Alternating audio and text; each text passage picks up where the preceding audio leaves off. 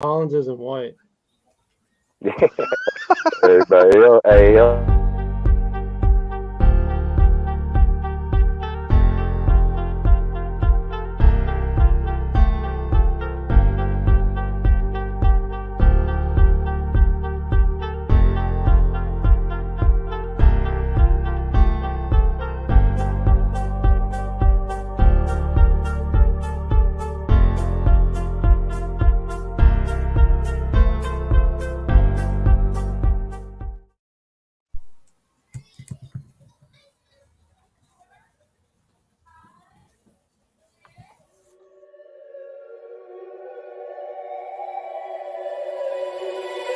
I wake up to the sounds of the silence that allows for my mind to run around with my ear up to the ground. I'm searching to behold the stories that I told when my back is to the world. Was smiling when I turned.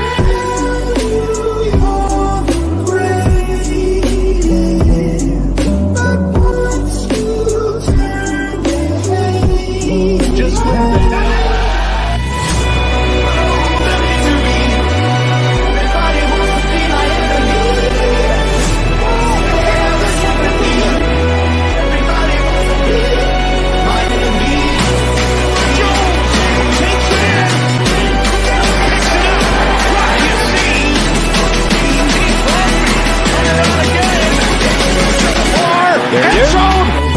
I drive to the top, I've been out of shape, thinking out of box, I'm an astronaut. I'm blasting off the planet, rocking the cause catastrophe, and it matters more because I had it now. I had a problem, I wreaking havoc on an opposition, kinda shocking, they running static with precision. I'm automatic, quarterback,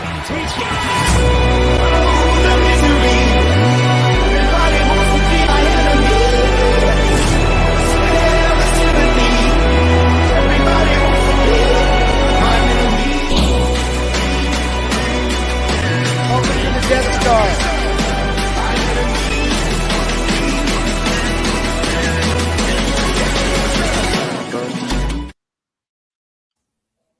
What is good, Raider Nation? Welcome to our Wednesday night live show. I'm joined by my friends Dustin, Sergio, Yonder, Cortez, and Ray. Say what's up, everybody. What's good, Salute Raider nation? Nation. Salute to everybody in the chat. Salute. Appreciate y'all. Salute, salute, yo, yo, yo. Thank you again for joining us once again. We got another great live show for you guys as always. Thank you to the members of this panel for showing up. Thank you to the mods in the chat for holding it down. Wouldn't be able to do this without you guys. And thank you to everyone watching and commenting along as we begin this show. Just a couple quick reminders before we get started. To just, when you get a chance, like this video, subscribe, and hit the notification bell for all three of the platforms that we're broadcasting to. That's the Death Star Report YouTube channel, the DSR Aftermath YouTube channel, and the DSR Aftermath Twitch channel. If you don't have links or URLs to those platforms, or if you don't exactly know where to find them, we should have links to all three of those platforms for you in the comments in just a second, and we'll also be posting them multiple times throughout this live show. So like I said, whenever you get a chance, just like the video, subscribe, and punch the notification bell just to stay completely tapped in with us. We appreciate it because it helps us tremendously and helps us deliver the content that we know you guys love. So without further ado, let's get started. So obviously, as we talked about on Monday, the 2023 off season for the Las Vegas Raiders has now begun. Obviously, in terms of wins and losses, this season did not go the way in which most of us, the fans, would have hoped. It was good, Neil. Thanks for joining. What's up, Neil? But yeah, I mean, at the end of the day now, the focus is turned towards, how can we rebuild this roster? How can we focus on the draft? How can we, bring in free agent guys? How can we, figure out how to re-sign big names like Josh Jacobs, prime among them? Obviously, the big elephant in the room is probably how do you deal with, the Derek Carr situation now that he's likely to play somewhere else for the foreseeable future and for the rest of his career. All these things need to be sorted out. So I guess, first of all, the number one topic is, like I said, the elephant in the room, which is the Derek Carr situation. So that is our first topic. Why don't we just go around the panel and talk about, what the market might be for Carr, How do we think the Raiders might approach this situation? Things of that nature. So, Sergio, because it's your topic, do you want to get us started?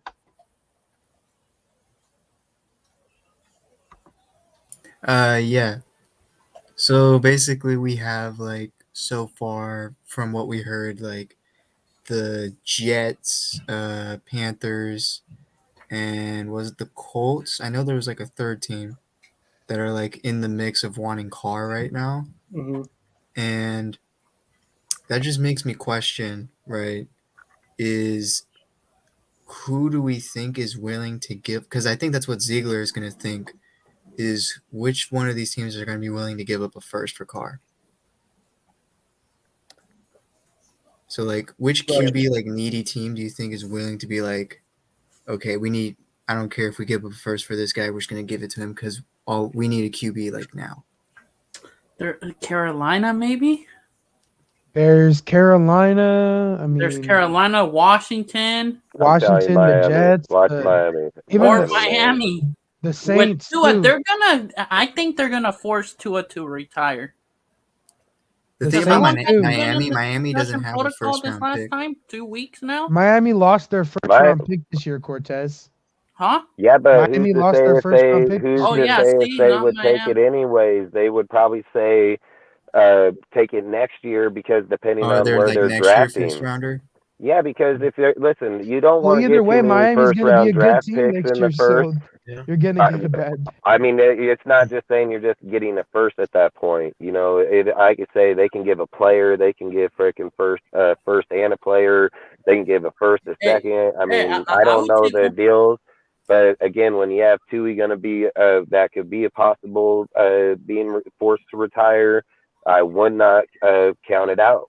I mean, why would you go get some half-ass quarterback when you can bring in a dude that could deliver the ball to Tyreek and Waddle on them? Like, he's going to do just fine with them and probably do pretty damn good. So he can throw the ball to Tyreek deep downfield better than Tui fucking could by far. So he ain't going to underthrow him. He ain't going to underthrow him. I would definitely, because, like, when we're looking at our draft and, like, we definitely, like, all agree, like, we should probably draft a quarterback in this draft. Carolina does seem to be a good spot in them talking about I would want to like trade with a team that has like a mid first round, like say Washington or the Jets. That way we can feel comfortable if like our first pick of the draft is a quarterback and we can get a defensive player in like the mid first. So like I think if I traded a team, I would want them to like have a mid first round. What about New Orleans? Carolina, like the reason that I was saying do with Carolina is because they got a top 10 pick. And that would work good if we get a quarterback with our first pick. And then New Orleans doesn't have a first round pick, Ray. No, Carolina. I know. I said no. I was talking about New Orleans. Yeah, but that's why I think it would make more sense to do it next year because you're putting two dudes in the top 10 salary wise, 5 years scheme wise. Like that shit can come back and bite you like it is right now with fucking, you know, all the players that were in the same 5th year options. But imagine if both of these guys hit on there, then you're gonna have fucking, you know, $25 million players. I don't know. I'd try to spread it out. I think if you're hitting on unless you're going quarterback defense, then I'd have no issue with it. Like if you're going to go quarterback defense, I'd do it in a heartbeat, you know? So I don't know. Carolina would only be the only team that would make sense because they're right there. And unless the Colts want to do it, I mean, the Colts or them. So I feel like the Panthers would do it because I think they're going to believe like they're not going to like get a QB in this draft, considering that like they're kind of a little far behind. So I feel like Carolina and again, to go back to the Miami deal, just implying that if they did trade, Carr can turn down the fucking trade if he wants to any fucking team.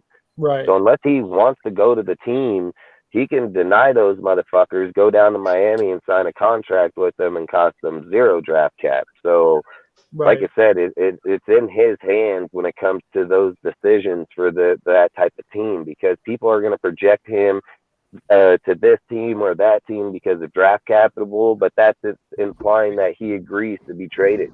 That's implying that he wants to be traded. Like, what if he sits there and looks at all the scenarios that's out there? Tampa Bay would make sense. Like, if you fucking get the offensive line back, you have the receivers, you have the fucking defense, like, that'd be a pretty good option to go to. Like, if you're looking at Miami, dude, when you're looking at the offense and defense wise, that's a pretty good team to go to. So why the fuck would he get traded over to the Colts?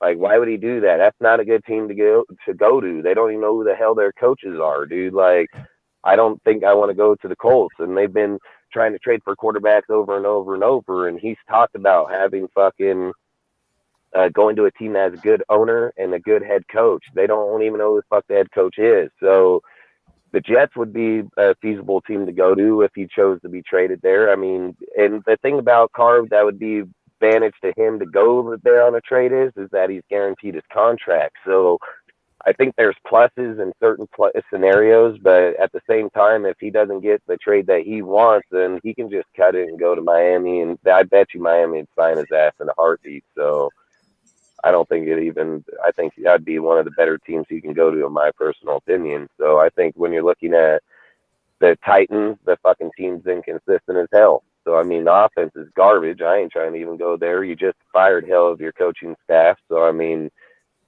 Mike Vrabel would be cool to be, but I think there's still a lot of dilemmas. So I don't go there. I mean, Washington, you can just count that fucking team out. Who even would want to go there? Like, nobody want to go to Washington. Then you got the Giants. The Giants ain't fucking doing it. They're going to sign Jones. I mean, I would, if it was me, man, I mean, unless I'm going to the Niners, but you know they're keeping Purdy, so I mean, and fucking Trey Lance. I mean, they'll only be $4 million in fucking cap space, or they'll only spend $4 million they'll definitely next year. Keep Purdy if he's the last pick in the draft. They're probably paying him the same salary as a McDonald's worker. It's $800,000, $900,000, and $1 million in the next 3 years of his contract, and then you got Trey Lance that's 2, 3, and 4, or 2, 3, and 5. So their next year's salary between Purdy and frickin' Trey Lance, if they drop off Jimmy, would be at frickin' like $3.8 million. So I think like when you're looking at that, and then they can put all the money elsewhere, like that's why I say if Carr was smart, if he can get traded to Carolina, would make the most sense, because Dave Taper's already come out publicly and even said like he wants to trade for Carr. He thinks Carr would be a really good person to be there, and not only that, he would put a head coach in there that would help him, like groom him in there with the consistency over the time. He even said the offensive line's there, the offensive weapons, defensive weapons are there. Yeah, he has Herbert, and he turned down the Harbaugh deal. So that probably tells you right there, because Harbaugh came here to the Raiders. People were already talking about he would fucking get rid of Carr because Carr doesn't fit his style of fucking play. So they were already talking. So I think he turned that shit down, probably implying like if he would do that if Carr went there. So I don't know, man. They got a lot of options out there right now, coaches, everything. So, I mean, we'll see. Yeah, I mean, obviously the thing here is that, there obviously is a market for Carr in terms of there are several teams that probably have an interest in him. The only thing is that the Raiders, as far as they're concerned and being able to trade him, they don't have a lot of leverage here, because if they don't find a trade partner by 3 days after the Super Bowl, they're on the hook for over $40 million that they owe to Carr in guaranteed money. So it could very well be that, every other GM just looks at it as, unless the Raiders sweeten the deal with packaging Carr in with something else like draft picks or other players, something of that nature. They could just wait for the Raiders to, it'd be a game of chicken. They'd wait for the Raiders to just release him to avoid having to pay the guaranteed money, which in and of itself is a win, especially when we're talking about having to, think about paying guys like Josh Jacobs. Just saving. I can see Ziegler do it either way. Ziegler's but what's going to be key to this whole entire thing and market? If Carr and the Raiders so Carr got to agree on him being in a destination to begin with. So right. Zeke's going to probably confront him here in the next week or so. They're going to sit down. He's going to say, hey, look, these are your options. These are do you prefer any of these options? And if he says, yeah, I prefer to go to Carolina, or I prefer to go to fucking the Jets, what's going to happen is they're going to fucking extend Carr's fucking contract date. So it'll move from he'll have Carr re-sign on that contract. And what'll happen is it'll move from February 15th to, let's say, March, April. They'll extend it out to where they can get that deal done in that time span, and then Like still before not the eat free the agency money. market starts? Well, they'll extend it to where it doesn't hurt either teams in such a hard spot, because one, they have to make sure that Carr wants to trade to begin with. Otherwise, they're just cutting him. You have no point to hold on if he don't want to be traded. So if Carr just literally walks in there and tells them, I don't give a fuck what trade you guys have in mind, you have to release me on the 15th, they have no option. They have no option. They can't say, no, fuck you, Carr. You know, no. They got to fucking extend the contract. Dustin, and I think, by the way, salute, fellas. Salute to everyone. Salute, bro. I was gonna say, Dustin, that's actually where I think the dilemma comes in, because if I'm Carr, and if Carr is as salty as people think he is, not unfollowing the Raiders on social media, taking the hashtag Raider Nation off of his profiles, etc. Right. I'm walking into those meetings. I'm actually not even communicating with Ziegler and McDaniels. I'm talking to my agent and telling my agent, you know what? I don't want these motherfuckers to get anything for me. Right. Just cut me. Like, there's no incentive for Carr to be like, hey, you know what? Let's make sure that the Raiders get some chips here. If I'm Carr, I'm thinking, and I hope everyone here agrees, he's probably the top free agent this year. Based on his position, he will be by far. He's the top. He's the top free agent. So, like, if you're the top free agent, just go ahead and cut me. Why would he want to hinder his team he's going to by draft cap? Why would he do that? Doesn't he want to have the best advantage to where he's going next? I would think so.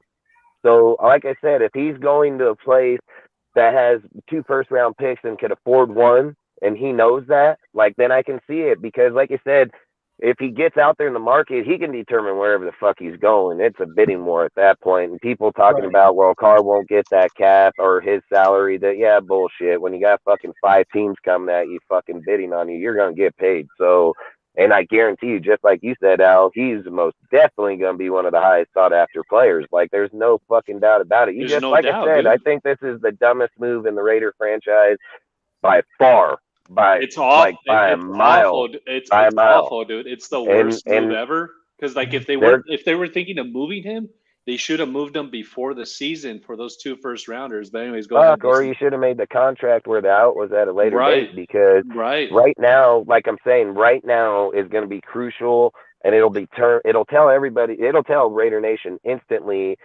where Carr stands as an actual. If he's a diehard Raider, then I think he'll extend the fucking deal so he can trade. Like that's what I'd be looking at, extending the due date for the release time. If that date gets moved till March, April, that tells you right there, dude, that he agreed that he wanted to be traded to to a certain team.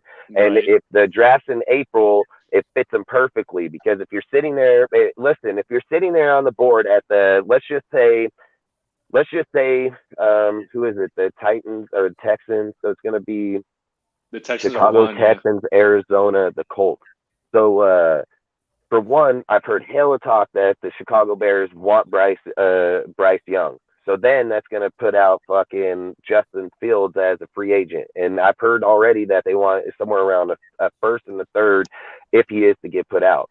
And then, so you'd be sitting on the board, and if you're going to be the Titans, would you say, man, let's go get CJ Stroud, or would you say, fuck, we can give a first and third and get Justin Fields, which has played in the NFL, know what he's doing, know where he's going, know that he could have broke Lamar Jackson's rushing title in this year's deal, and they can make that trade. But that's what I'm saying is like, I feel like it's going to determine where teams are sitting. But my point is Carr becomes a very high commodity, because even at the Texans or the Titans or Texans spot, they can be like, Derek Carr better than fucking Stroud, or he's better than Levis, or he's better than fucking Anderson. Like, they can think that he is a better player in the NFL right now. So when you start weighing those options between the Colts, you got freaking Atlanta, you got multiple teams there, dude. Like, if they tried Mariota, they obviously weren't set on Desmond Ridder starting to begin with. So, I mean, if you take fucking Carr over there and you're telling me that I've seen projected to them as Addison, like projected in the draft would be Addison, and motherfucker, if you got Addison, Drake, and fucking Pitts, and that's Carr's next team, like that'd be a pretty good way to go. So, yeah.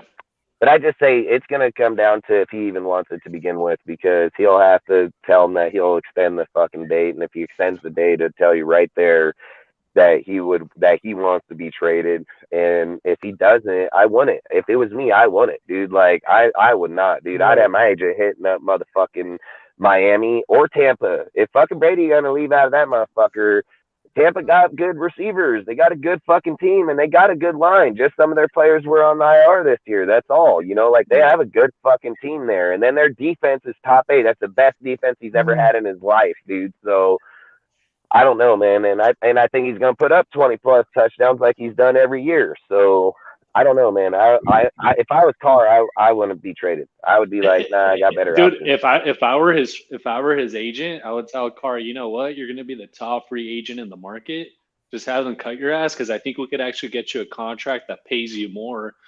All of Raider Nation complains about, not all of, but like a big segment of Raider Nation complained about how much Carr was getting paid, but his contract's very reasonable for a quarterback of his caliber. Like that's the going rate. Shit, I live out here in California. The houses are expensive. That's the market rate. The market rate for these quarterbacks is 30 million plus, guys. And so I'm pretty sure once Carr hits the market, if he does hit the open market, his agent's obviously going to do what agents do. He's going to fight for the highest contract for his client. And I see Carr sticking it to the Raiders, saying, F you, like, I don't want to trade. I don't want you guys to do it. Get any assets for me. Mm-hmm. Let me just test the market and go somewhere where someone really wants me. Because that's actually where you see, as if I'm Carr and I tell the Raiders to release me, that's when I'm going to see the actual teams that really, really want me if I'm out in the open like that. You know what I'm saying? Like when you have all these teams, let's say there's five to 7 teams actually fighting for his services post 2022 season. That's where he's actually going to see which teams really want him. And obviously he wants to go to a place that really wants him. That's why I say it'd be smart to extend his date, because the minute the season's over, you can start talking to, like, he's technically he'd be a free agent or released at that point. So they can start talking about if they want to trade for him, if somebody wants him, our team's interested in him. Like they can make that public at that point. And Reese, to answer that deal is like, yes, I agree 100%, because in Carr's contract, it states that if we were to take him this year, like, so say we decide that we want to keep Carr on the roster, they can cut him for fucking $7 million at the end of next year too. They can be like, see you later, bro. $7.5 million, adios. So I think being traded could actually help Carr. And contract wise, because one, if he's only 30 fucking years old. So let's say that Carolina wanted to trade for him, for instance, right? He can demand, or he can say that he wants to go there, but he can restructure the contract before the trade takes place. He can get a 5-year contract with the whole new contract rewritten and everything going to Carolina. So I think that would be more of a like advantage to him versus the free market, because the free market, I think, would maybe constrict him in a way where some teams would be like, we want the 3 years, we want to kind of keep it this way. And I would want to restructure the contract regardless if traded or not, you know. So, I mean, if he's not, obviously works his own, but traded, I'd redo that contract regardless. Yeah, I just personally think he's going to want to get cut, guys. I don't know if you guys have ever heard that. I don't know if you guys have ever heard this saying, the only thing stronger than a man's pride is a mother's love. And I think that's what's going to happen in this situation. The dude feels like he got wronged, and he's going to want to stick it to the Raiders, and he's going to be like, screw you guys. I don't want you guys to get any assets.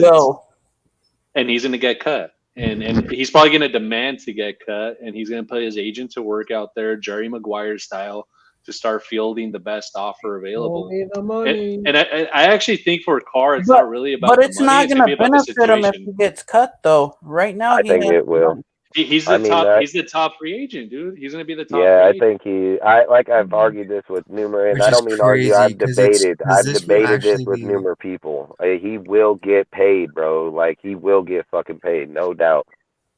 The craziest thing about 40 this what is he's that gonna this get is paid? so rare, because nowadays you never ever see a situation where a QB in at least Carr's caliber is gonna be like the top guy that a lot of teams are gonna be looking at in free agency. Usually QBs are just traded.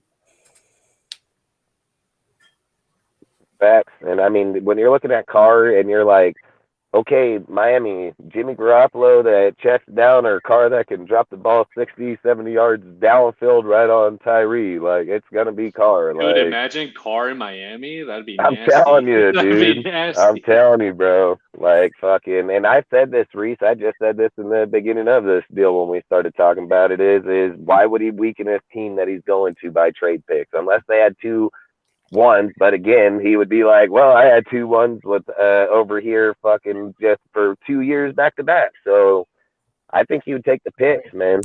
Dude, why would he weaken his future team, and why would he benefit his ex? You know, like you want to stick it to your ex team at this point. Like you just want to get cut. That's what I think. Man, do you know how awesome it would be though if Carolina gave their first? We would have a 7th and a 9th. That'd be so cool.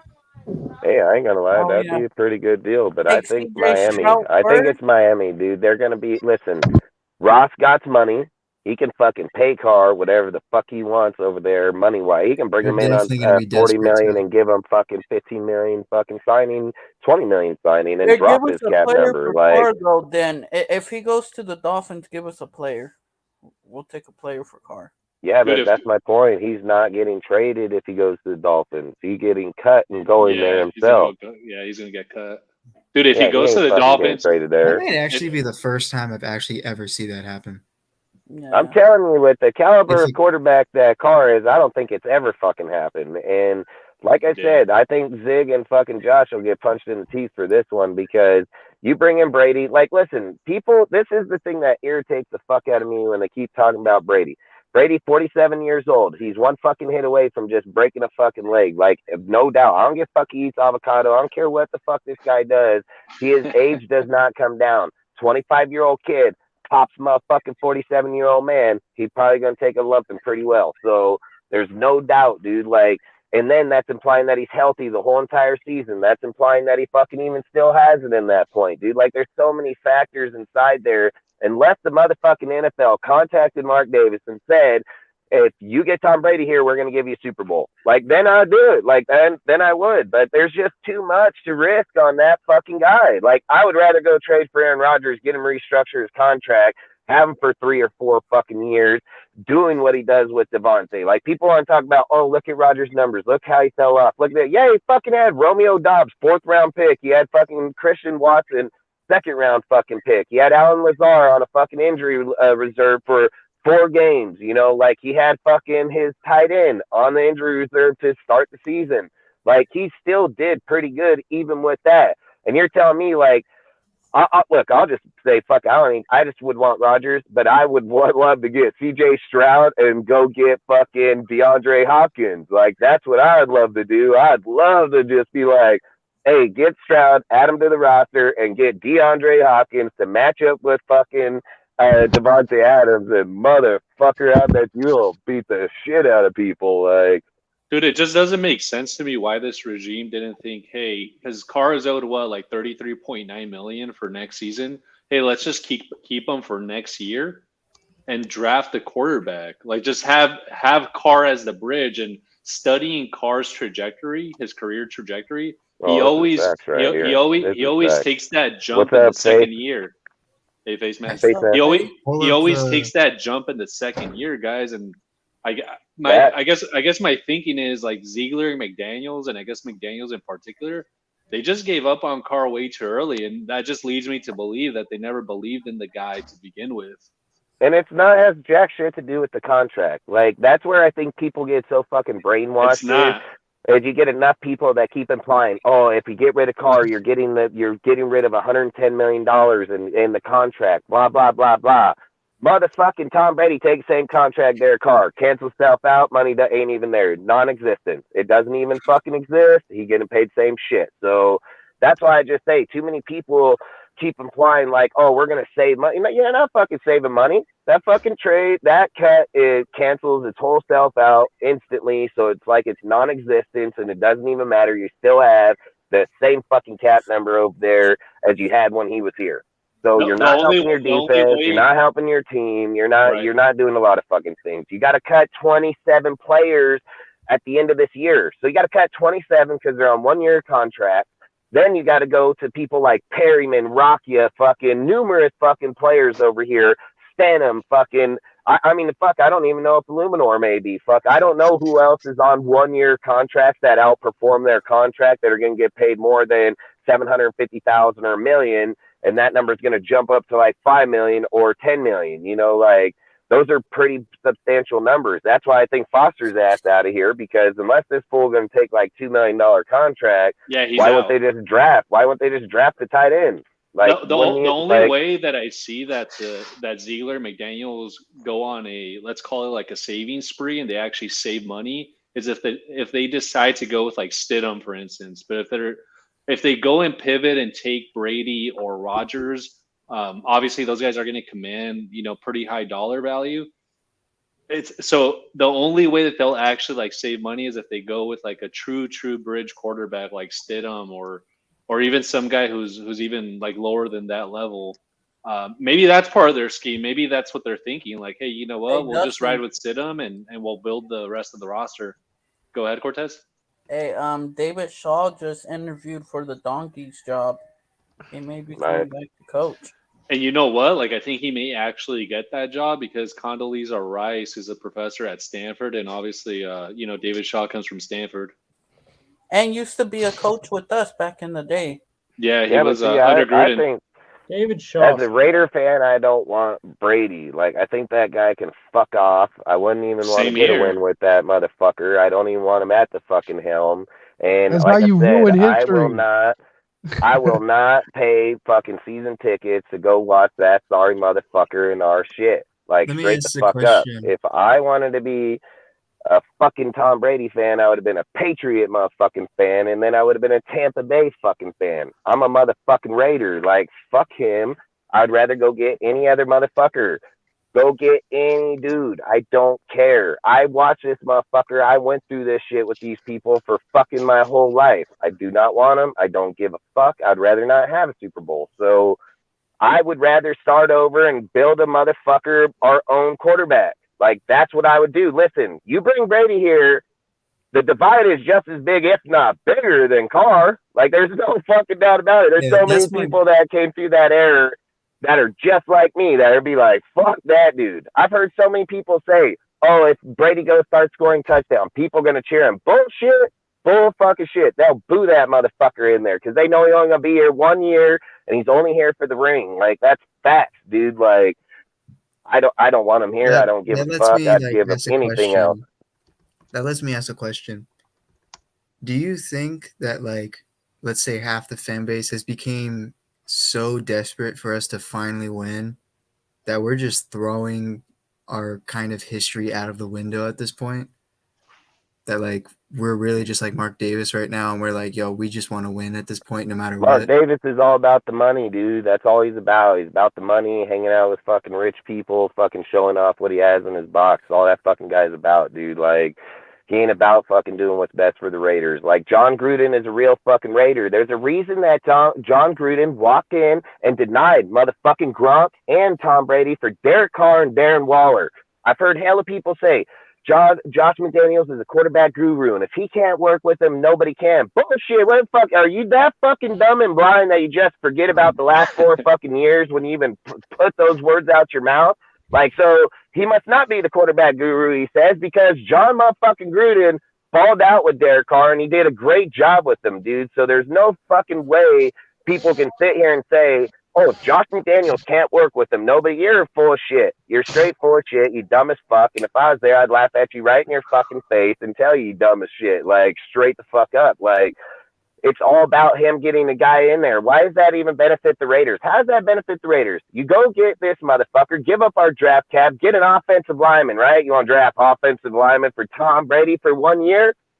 Like, why would you do that? Like, listen, you can go get Stroud, you can go get fucking Aaron Rodgers, and keep the line where it's at. Motherfuckers are mobile. They can get the fuck out of there and throw the ball downfield. Like, why would you go tailor so much to Tom Brady for 1 year? I fuck that. Fuck that. And you know what's even more infuriating about that, Dustin? We had a guy who was here for 9 years who was clamoring for a line, for a defense, what has especially he done, though? for What a did defense. he do, bro? Like, nah, dude. Like, dude.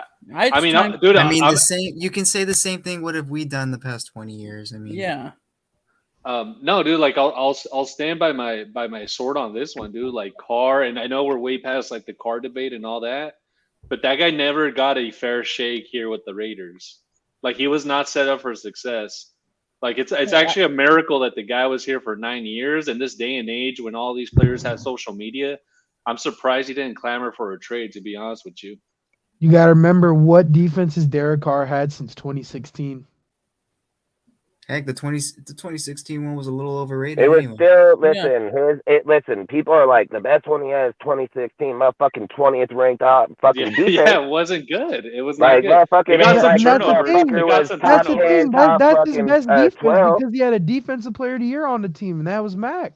Yeah, and Carr had 5 fourth quarter comebacks on that same fucking year too. So I mean, is it the defense or was it Carr coming back in the fourth quarter? Because you don't have 5 fourth quarter comebacks if your defense is shutting out fucking teams. Like, that's not how it works. There's some Raider content creators out there that have literally been claiming over the past few months that Derek Carr is not clutch. And the dude literally has like the most fourth quarter it's than like, anybody. Dude, like, what's the definition of clutch? It makes no sense. Played when I went to Seattle, and that's when I lost it with them. Yeah, I'm going to just say right here, right now, I fucking hate Brady. I don't ever want to see him in our gear. And if McDaniels and them bring him here, they should all be fired. Like, straight the fuck up. Like, is Belichick next? Belichick on his way over here next? Like, that's what's happening. The reason why I won't like it is because that makes my stomach getting upset just thinking about it. Like, I'm really, like, I don't really get upset about a lot of things, but I care about my motherfucking team. I care about my Dustin, team. I'll say this. Fan for 3 fucking years. I've been a fan my whole fucking life. So same here. So Dustin, I'll go ahead and say this, dude, because I'm also on the same page. I don't want Brady here for a whole host of reasons, but it's one of those situations in which, like, it's like the 5 stages of grief, right? And I forget, it's like acceptance and then bargaining, et cetera, et cetera. We're probably like 90% there in terms of Brady being here. Like, I would say it's probably like a 90% chance. And as much as it fucking makes me mad that that's the case, I think that that's pretty much the case. Like, we're almost there. Like, I think it's like 90% that he's here in the fall, or actually just in a couple months. Yeah, and I think it's crazy because, one, if that even was true, that's tampering like motherfucker. And 2, like, if they go in and win a Super Bowl, is Brady really leaving? Like, people got to look at a lot of other things than just people talking. Is his fucking just divorced his wife, dude. Fucking, he's got custody of his kids. He's gonna be in Tampa Bay where they're gonna have the line back. They're gonna have the team. He doesn't have to move. He's not taking no pay cuts because there's no taxes in fucking Florida, just like there ain't none here in Nevada. So there's a lot of things that have to factor in. What does he owe anybody? And does he really want to go back and say, oh, I want to end my career with another fucking ring for Josh McDaniels? You know, like, I mean, there's a lot of things people have to take into consideration, not only just by beat right. If Tom can't even answer on it. He can't even say, no, that's bullshit or this. He can't even comment on it. You know what I mean? Nor would he probably entertain it. So, and probably work better for him anyways for Tampa to pay him more money to begin with. So this is why I think Brady's coming here. So obviously there's the Ziegler McDaniels connection. There's that Patriot connection. But then you step back and look at Brady's career, right? And, you know, for as much as I hate the guy, he is literally the most accomplished football player of all time. And so you got to ask yourself, if you're Brady, what else is there that I can accomplish? What else is there for me to to do in this sport. Help And the it's team when that I screwed over get a Super Bowl. and get another Super Bowl with the third team. Like that shit would But what put if he him like gets it right now? That's my point, though. If he gets Not one only that, right the team that he now, he screwed might, over. dude. Like I don't want the guy here. I'm on the same page, dude. I'm just trying to. yeah, When the I'm press- saying when the fuck him, press burn confer- that ship down. We need to go Tampa and burn this ship down right now. We need to burn that bitch down. It ain't Dude, coming across so like here. I'm trying to prepare Listen, it myself. doesn't matter. Dustin won't budge. So fellas, Fuck no. I'm trying to prepare myself mentally, so when I get that that notification on my phone that tells me that Brady is I signed, will and the bet fucking, you Dustin will murder someone. Hey, I'll tell you this. Me and Taz are going to be watching a lot more Miami games together. Like, straight the fuck up. Like, get that number 4 Miami I'm jersey. not support him. Listen, I ain't support that motherfucker. Just like I told Cortez, I'm not going to go to San Francisco and pay money to watch my team in that stadium because I ain't going to support that fucking team any way, shape, form, or possible. I will not support him. I don't care. Like, I don't give a fuck. I'm not desperate for a fucking ring that bad. Like, I don't give a fuck. If motherfuckers want to bring that bad, go ahead. I can give two fucks. I know me as a diehard Raider, I don't give a fuck about that ring, nor would I. So I can care less. Dude, if Mark Davis signs, and that's just implying like this fool just gonna go to Super Bowl. Like, motherfuckers are just over here like, if he's that confident, why don't you go put your fucking house on it? Go put your fucking whole lifestyle on it. Go to Vegas, put that fucking money right now. Because that shit you acting like it's just facts. It's not fucking facts, dude. No, There's but 100 fucking scenarios that have to happen for that to even go. Tom Brady can't play behind this line. That's 100% facts. You got to change wide receivers. You got to change offensive linemen. That means he got to come in, relearn behind another line. There's too many possibilities. Then you're saying, well, our defense is 20 fucking fourth in the NFL. Graham sucks dick at play calling, but that's magically changing because we drafting players, right? That's what's happening here. Like, there's a lot of shit has to happen. Them motherfuckers implying that, well, if Brady comes here, other players will come here. Okay, how do you fucking pay him? How the fuck you pay him? You think a guy that's worth $20 million going to take 10? Like, we only got $27 million fucking dollars. There's no denying that. So where the fuck is the money coming from? You got rid of Carr, money goes to Brady. Where the fuck's the money coming from? It's easy to talk about it. You still have a lot of shit that has to happen, like, straight up. After this guy, the specific guy won a Super Bowl, he was asked, how do you make a great team? He said, when you have great coaches, then you got great players. And then when you got great players, you got a great organization. So right now, we might not have good coaches, which leads us to not have good players. And ironically, we're in Vegas, but we got a really crappy organization, and we're in a just lose baby mode right now. Dude, we don't even have a home stadium. I mean, this guy is throwing out his own fans. He don't give a fuck about that. That's bullshit. Why would you, if you're embarrassed that the away team is outnumbering your people, why the fuck would you go start throwing out your own fucking fans that wear your gear and just tell you their opinion? You think you ain't gonna lose fans? You don't think you're gonna lose that? Motherfucker go pay out $1,200.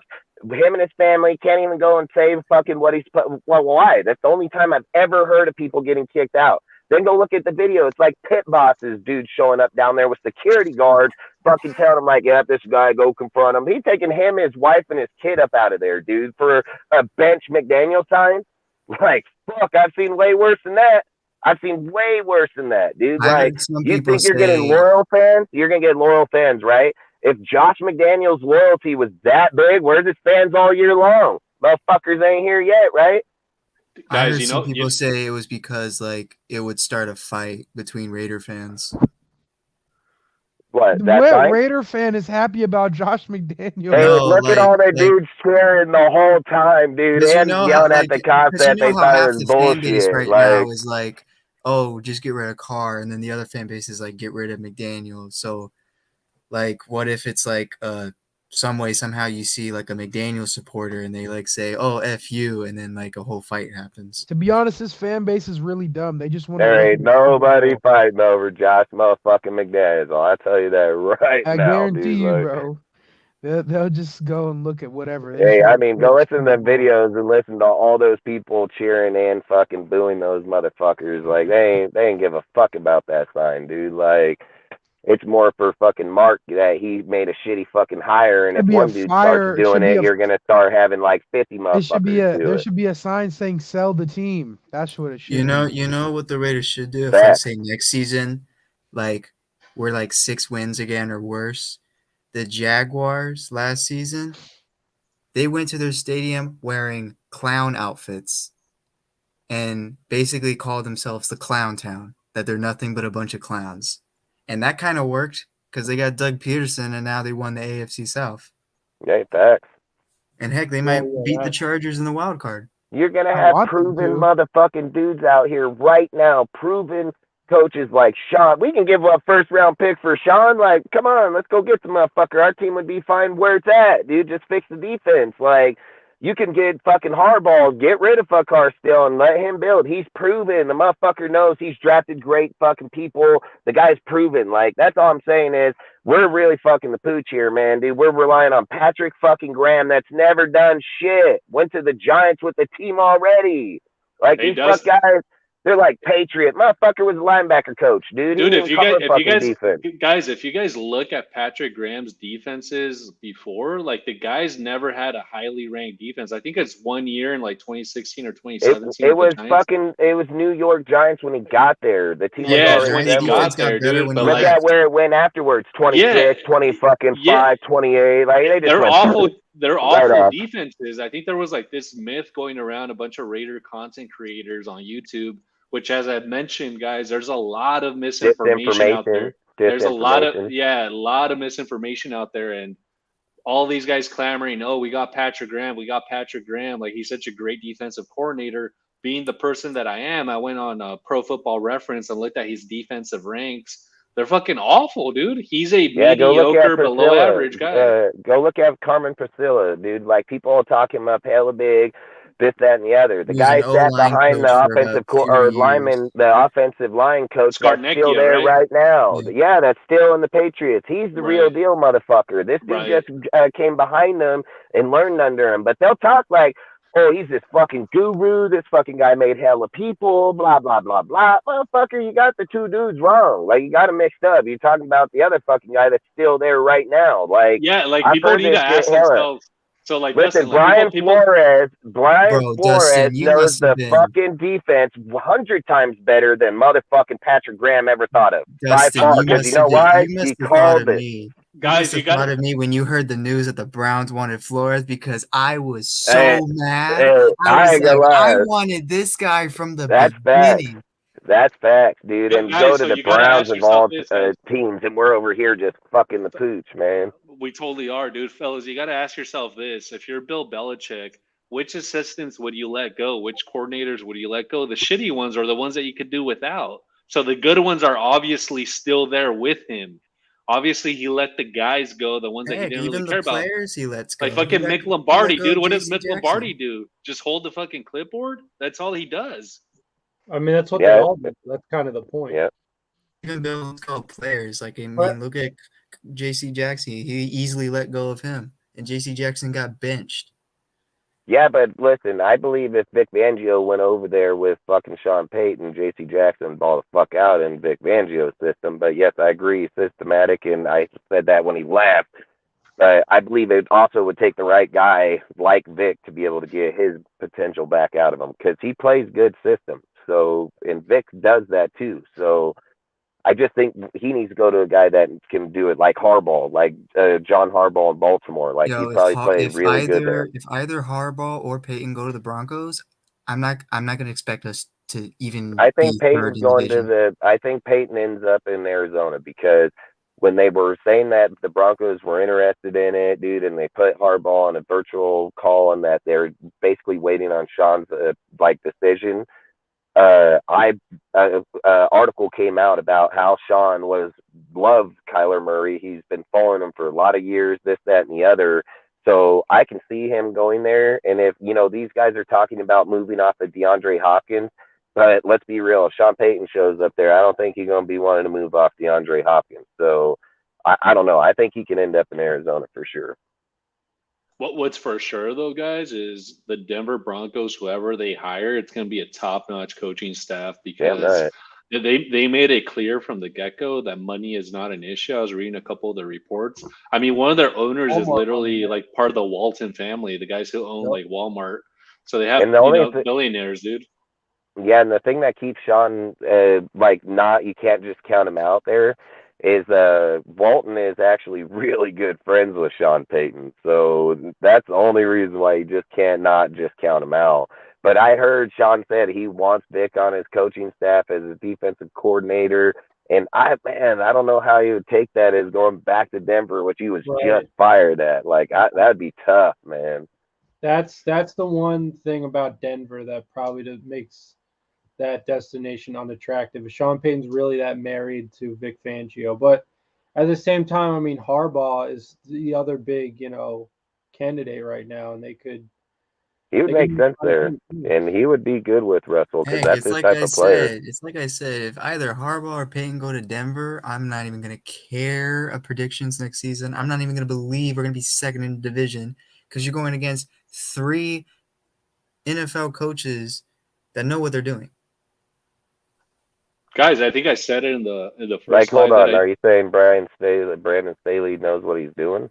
Hey, I mean, he's That gone to the guy's dumb playoffs as more than fuck. McDaniels Man, fuck. as a head I don't coach. believe, All dude. I right, don't all right. believe in him. No, I don't yeah, believe in him as a coach, but okay, he's got yes, talent. as a head He's coach, got yes, talent. all right. Hey, I he don't has a believe in him, one-up but on he's got McDaniels. talent. We can say that he has a one-up, and if he Guys, if he can win a playoff game, then he has two it's one-ups. it's gonna Yeah. get. I don't want to be a pessimistic, but it's gonna get spookier here with the Raiders before it gets better. They're gonna gut this roster. I've seen this movie before. I went through the roster actually the other day, and I was trying to pinpoint which players would be here next year, like for sure be here next year on the Raiders. The big I'm, talk is I'm that we dude, have a bunch of new dude, starters on defense. dude, I'm counting like maybe 10 to 12 guys from this year making it to next year. Maybe 12 guys. I think that they need to gut the fucking team. They're Period. gonna gut this Like, shit, dude. They're gonna gut I it. don't think like all this shit about let's get this player. We were a playoff team. We fucking went here. We went there. Listen, if there's no 17th game, you're not even considered in the fucking playoffs, dude. So you're not a fucking playoff. You had to have so many things fall in case. And yes, did we go? Yeah. But fuck, motherfuckers are sitting here implying like we dominated our division, we dominated all those games, and we deserve to be there. And because Josh came here, we deserve to be there again. Bullshit. Bullshit, dude. Like, you didn't have Waller, Renfro, some of your key pieces inside there. You're rolling with Hollins and fucking Cole. Don't forget that. And motherfucking Foster Moreau. Like, don't forget the fucking players you rolled with all season. You weren't fucking meant to be there. You didn't even have the roster to be there. And they never even tried to get the roster to get you there. So they never made no trades. They never tried to seek better players. They never tried to help Derek Carr on the second wide receiver. They were confident that a special teams player that's not been nothing but a special teams player in every fucking team he's been on was our wide receiver number 2. Now, Tom Brady coming here next year, I'm pretty fucking confident right now Mac Hollins ain't wide receiver number motherfucking 2. So, not happening. So, again, like I said, dude, they're looking at things that you're taking a team down a paper that didn't even exist the whole year and putting the title behind it that they should have been there. Maybe if all the players were there, maybe if everything worked out, probably. I mean, I wouldn't deny it. Carr had 96.6 rating in the first half when his players were there. Carr had a 73.4 or 6 when his players weren't there. So again, I'm not sitting and say we're a fucking playoff team. I never fucking believed it once we got outside the Kansas City game, and I never even cared. I've said it hell of times on here. I do not like sitting there just saying I hope this hypotheticals. I know it's good for the content. I know it's good to put it out there, but I don't like that shit. Like, I'm not trying to hold on to a shoelace, dude. Like, I believe if I'm going to sit here, if I'm going to rebuild my company in real fucking life that makes me my living, I promise you I'm not putting a fucking Band-Aid over it and plugging a little pipe here or plugging a pipe there. I'm going to break that shit down, rebuild that shit so I know we're fully functionable to be a great fucking company. That's what I would do. And if I had their kind of money, you bet your ass it wouldn't even be a second thought in my mind. Like, why in the fuck would I go cheap when I know I can break it down now and build it and be a winning team for the next 10, 15 years? Like, fuck 1 year. fuck 1 year. Why? So everybody come back out here after next year and bitch about it all over again? That's what motherfuckers so bipolar. That's crazy. Like, that's so crazy, man. All fucking McDaniels, man. Got Tom Brady, win a Super Bowl. Fuck your hell. Look at this quarterback. He sucks. Same story all over again. And like, we've seen that story before. Look at the Rams this year. yeah, I just think Yeah, it's insane. this Like, is my just one people are problem with granting that we're Trade gonna knock everything, off give 7 everyone times. contracts. You're gonna find out what's gonna happen. It's gonna this is like my one problem with the McDaniels and That's Brady why thing Sean McVay wants to leave the Rams, dude. is like, are we like McDaniels is gonna literally destroy his own legacy that he's trying to make if he brings Brady. Like, Just why shows he not? can't win with nobody else. He can only win with Brady. And then what's that show for us after Brady's gone? Like, fucking fire fucking Josh. Because if he Like, does straight get up. Brady, like, What are we getting? Jimmy next? if he does get Brady, I'm not gonna trust McDaniels when Brady's not here. I'm gonna be like, well, we're not gonna have a good season because Brady's not here. Well, I mean, the guy he was only signed to a 4-year contract. So if after like 2 or 3 years it's not working out, then they could just decide to not bring him back. I mean, because the other than, he's screwing his own legacy, he's also probably, at least in the short term, preventing, his lack of ability from, being exposed, which is Being better exposed that than he it's sucks like, at game management. That's right, just it's like implying if that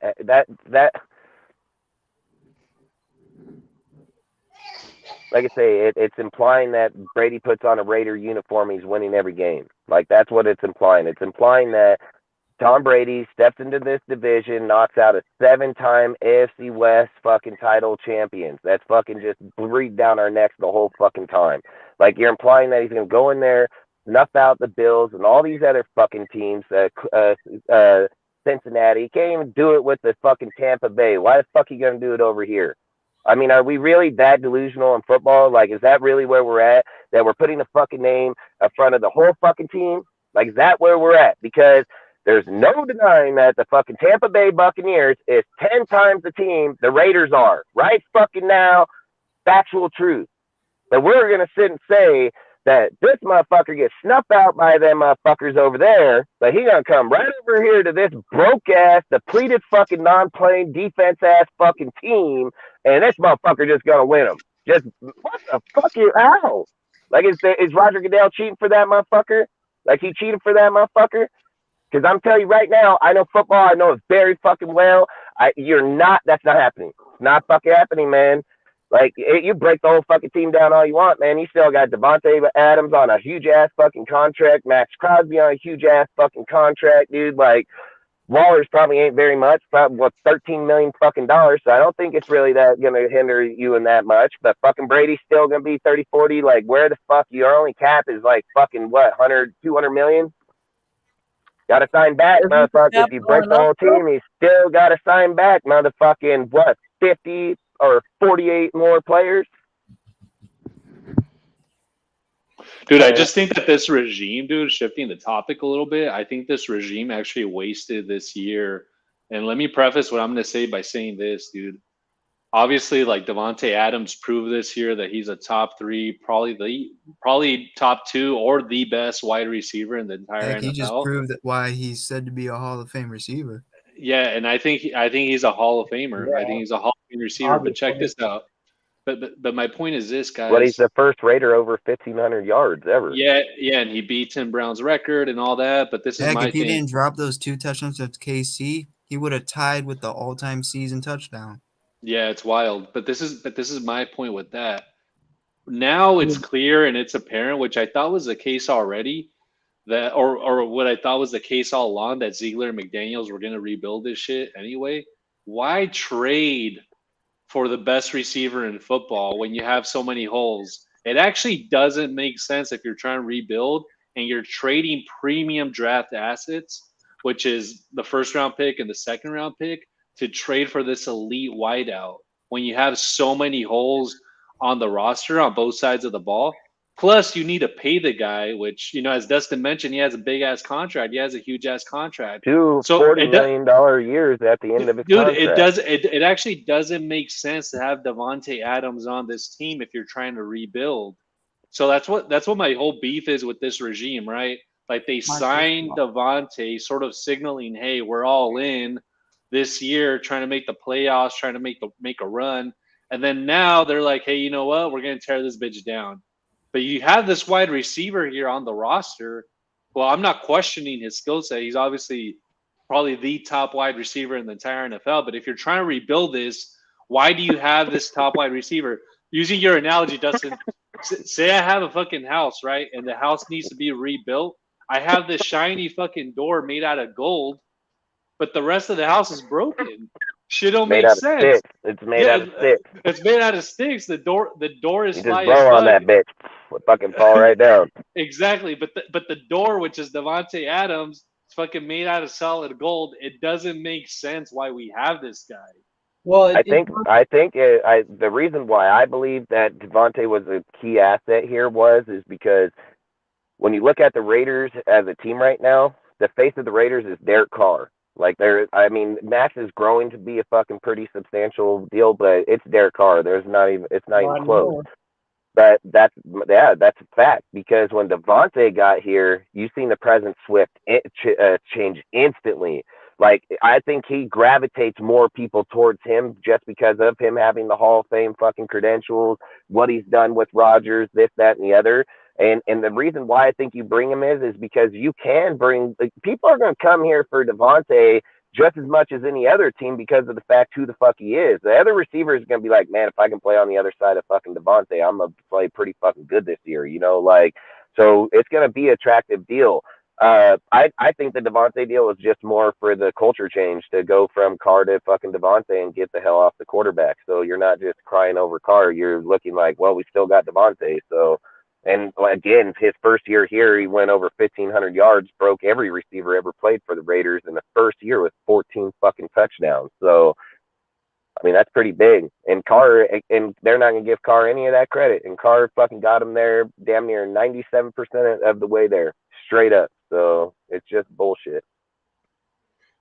I mean, I think that going back to Al's Ghost point, I mean, to answer your question, your dilemma here, I mean, obviously, if you're going to strip the locker room outside of a couple core guys, and you're thinking more in terms of the long term, that it makes sense to bring in a guy like Devontae and Chandler Jones, to sign a guy like, Max, extend Max Crosby, pay Waller and Renfro. Like, obviously you're keeping that core, like that's pretty clear. But, obviously we all know that this was a playoff caliber team. None of us in this panel at any point since the start of the show, if all the players are on the team, but nobody's arguing the fact if playoff or not, it's the fact if the players are playing on the team. You can rate a team and be playoff. Your players ain't there, you're not playoff. That easy. What else is there to discuss? Like, if Waller and Renfro there and your defense don't fucking fall the fuck apart, you probably will. But the fact that your defense had over fucking 19 players on IR, your fucking offense was fucking depleted, how is that playoff team? Like, unless I'm missing something, I may be missing it. But if the players are there, yes, it may be. I mean, yeah, injuries obviously affect any team. That's just a fundamental rule of sports. But what I'm saying is that, if we were to go back and look at, what this team could have changed, something as simple as, targeting Devontae once, even once, or 5 times in the second half, in like 4 or 5 games, could have won us all those games. So, I mean, obviously the coaching was a failure, and it was probably a failure on purpose. And that's probably the direction that this team is trending towards. It's, a lot of teams, not just Carr, but a lot of players were, purposely sabotaged because, they're going to strip the locker room anyhow. It's going to be a much different look to this team heading into next year. We're probably going to be the Las Vegas Patriots. And a lot of people have a lot of issues with, with style points, with winning in a certain way or carrying a certain identity. I got to tell you what, Al Davis's motto that he coined for this team was just win, baby. It's nothing more complicated than that. So if you want to say, oh, well, yeah, but that's not true. He fired fucking Mike Shanahan. He's fired all kind of motherfuckers. So yeah, the motto may be just win, but that motherfucker is straight cut the fuck out of people his whole career. His whole fucking entire career. Like the dude got rid of Ken Stabler, who won. I mean, he's done this the whole fucking time. It's not, the motto is just win, just because you want your team to fucking win. But fucking Al Davis is fucking motherfucked all kind of people. So that's bullshit. But it's still an ideal. It's still something to uphold and to aspire to. Like it's we're not talking about style points here, because I've heard this entire show so far, everybody squabbling over like, oh, well, you know, our ring's going to be fake. It's not going to count. I mean, first of all, a fake ring, a scripted ring, if you will, is better than no ring. I mean, are we really going to be upset if right.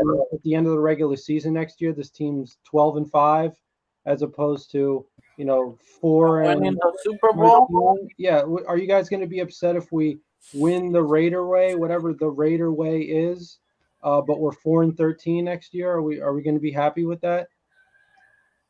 You know, I just think that's a little silly. So I think it's hypothetical too. I mean, yeah, but what I just want to know, okay, and even before, we're having a pointless argument for regardless, because what guarantee do you have right this second that says if Tom Brady makes this team, we go to Super Bowl? Like, why do people keep just fast forward past 19 fucking games? You just fast forward 19 games. Never played in the Raiders, never been here, zero chemistry with any fucking player. He knows Josh's offense. I mean, we are just bypassing the whole fucking deal. Like, straight up, just boom, straight to the Super Bowl.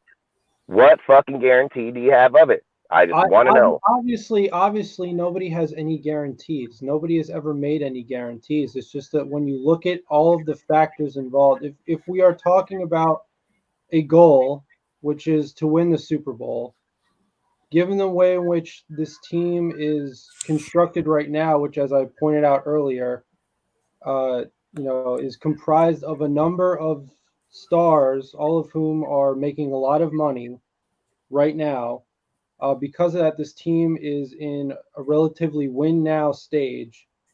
The best win now option right now, when taking into account every single factor that we can, the best option is Tom Brady. That's just the fact, because Aaron Rodgers, at best, They have Aaron Rodgers projected with 10 wins, and they have Brady projected with 7. So okay, if you go to the betting right now, Rodgers has a better betting odds than him. Rodgers is different than playoff Rodgers. Right, exactly. Like if you want a nice regular season where Rodgers wins another MVP, okay, great. If you're fine with that, and then we're the number 1 seed in the AFC and we lose to a fucking wild card, if you're happy with that, great. I'm not happy with that. And obviously, you can't compare the postseason accomplishments of Brady to that of Rodgers. You can't. I mean, you know, you're talking about a guy that did this fucking 15 years ago. And if anybody even knows Tom Brady's record, he got 3 fucking Super Bowls in the beginning of his career, and he got the last 3 in the end of his fucking career as a Patriot. And he got it one fucking time with Tampa that had $100 fucking million, and went out and got every motherfucker to build that team. So again, we're going from a $27 million roster that's broke as fuck, and just acting like we going to Super Bowl. Like, I mean, I know the history of these. I know the history of these teams just as well as I know our history. Like, fuck, dude. Like, we're sitting here implying like Brady in these times are Brady now. Brady's gonna go behind this fucking line that's gonna get sacked numerous times, and he's just gonna make these magical fucking plays. Like, he ain't doing that in Tampa right now. Why? I'm just asking, as an analyst, as a fucking fan, as anything. If he's not doing it over there now with the players he has, I'm just asking, why do people think he's going to come here and do it? Like, I'm just wondering. Well, like, okay, I'm all about learning more shit. I'm all about it. Yeah. But when I look at the analytics and say that this team versus that team, how the fuck is that happen? The mistake that people make. Sorry, let me just chime in here, Josh McDaniels. The mistake that people make, and I've been harping on this the entire season when people were hating on Carr, the Raiders are more than a quarterback away. You could get even Patrick Mahomes here, and we will not win the Super Bowl with this team. We just have way too many holes on defense, too many holes on the offensive line. I mean, our fucking special teams is elite. Don't get me wrong, but even our return game and punt return game needs work. We are not one quarterback away, much less a 46-year-old quarterback away from winning the Super Bowl. We just have too many holes, guys. And that's what my biggest issue was with the Carr bashians or whatever they call them, the folks who were criticizing Carr and wanted Carr out of here. For folks who know Carr football, needs like to go. for folks who know football Carr. like us, guys, the quarterback position, I agree, is the most important position on the football team. But again, football is the ultimate team sport. You need a line, you need a defense of whole motherfuckers, you need special teams, you need a return game, et cetera, et cetera. You need receivers, and there's just too many holes here. We're several years away from a Super Bowl, guys. I mean, what's Several. Brady's record right now in the playoffs or over there right now? Did he make the playoffs with an 8-9 record? I mean, You know what's come funny on, is that man. everyone midway through the season predicted that the Bucs were going to have an 8-9 record and just win that division. This is just crazy. I mean, it's just crazy. I mean, I believe, like, I get it. People want to be optimistic. People think because his name's Tom Brady that he's got these rings. Tom Brady. You got to think about how these teams were assembled. You got to think how the fucking shit went down. Doesn't matter if Carr had Waller and Renfro from week 3 on, don't forget, Carr fucking went over there into fucking Kansas City, damn near, and he could have tied the fucking game and went to overtime. Just Josh went for 2, and he did that without fucking his receiver and tight end. So don't forget that motherfucker went over there and did that. Fuck, Stenham got his ass beat, dude, in our house with those fucking players. Like, listen. If Carr had those receivers, we probably would have made it towards a playoff run. I believe we would have probably been pretty good push. But the fact that Carr didn't have Waller, didn't have fucking Renfro for 9 games this year, that shit matters.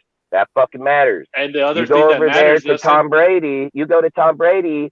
He had Mike Evans, Chris Godwin, all his fucking plethora of fucking receivers, and motherfucker had them all year long. And he's still 7, 8, and fucking 9 over here, dude. And like, the other he's thing still that in matters, a losing ass division. Dustin, Week 2. Yeah, dude. And the other thing that matters is the number of offensive line combinations. What was it, 1920? That Derek Carr had? Like, that's ridiculous. Like, how could he have that many offensive line combinations and expect success? It seemed like 27 million. And let's just say that the Raiders go and sign a big name fucking offensive tackle, right? What are they going for? 25 million? Like, what, 20? Let's say a guy gives them a deal and gives them 20. Like, I'm just wondering how these guys are just mad. And then you're saying that every single draft pick that Ziegler and fucking Josh make are going to hit every single one. They're just knock those motherfuckers right out of the park, first to ever do it in history. Like, that's what they're implying. Because no matter how people want to break it up, when you're looking at the free agent prices, you're only going to be able to sign $2 and $5 million quarterbacks or $2 and $5 million players with $27 million. You got to put in veteran players. You're going to have to fill in the cap. Fill in the roster. You're going to have a lot of fucking things. Like, yeah, you could make changes if you get Chandler to fucking free up some money there, fucking restructuring the contract. Yeah, I'm not going to argue that we can't free up $10, $15 million, but that's still $45 million. The Eagles, dude, fucking going with fucking almost around $100 million, and look what they did with their fucking team, and look how that looks. That shit's fire. Picks for 2 years. Yeah, their shit's fire, bro. Like, their team's fire, and they're putting every fucking dollar into it. Brady comes here, we can't do that. We can't give him the same fucking deal. You gotta remember, they don't gotta pay Jalen Hurts yet, so that's why they're using all that money. They're smart with rookie QB money. They have the resources to be able to go out and get any fucking player that goes down and put them in there. Robert Quinn got fucking traded over there, dude, for 3rd and 5th for why? They already had the players. They're just like, yeah, let's go get Quinn. Raiders ain't doing that. They ain't fucking doing that. They didn't even go try to get – they never tried to replace fucking when Waller and them went down and they knew they were going to IR and they knew all those trades were going around, dude, with all the players around the NFL – Brandon Cooks, fucking Claypool, all kind of fucking people, Gage, fuck everybody. They never tried one time. Motherfucking Arnett goes down. Hobbs goes down. Why didn't they go after a corner? They had the chance to go after a corner if this fucking team thought we were a playoff fucking team, just like Philadelphia knows they are. Motherfuckers went out and got players every single fucking time. We didn't. We just sat there. Yeah, let's go over here and get this fucking guy off a practice squad. They didn't want to win, Dustin. They didn't believe that we could win. I recently. Yeah, and my point is, when you bring Brady in, you can't fucking do that. You have no money. You're broke. You're fucking broke. I'm on the same page. Yeah, no, I'm on the same page. But if the reports are accurate, which the reports that I'm reading are saying that fucking Mark Davis wanted Tom Brady a couple years ago when Gruden axed the deal. Sometimes the owner gets what the owner wants, dude. I mean, that's as simple as that. I mean, that's but sometimes, like I said, I've said this. People are just making assumptions. For one, there's no anything that's even come from Brady's camp. Like I said, it's tampering. You're gonna lose your draft picks. All kind of shit. These are beat writer NFL analysts that are fucking making assumptions and making guesses. Is it a logical guess? Yes, it can most definitely be. Not arguing that fact at all.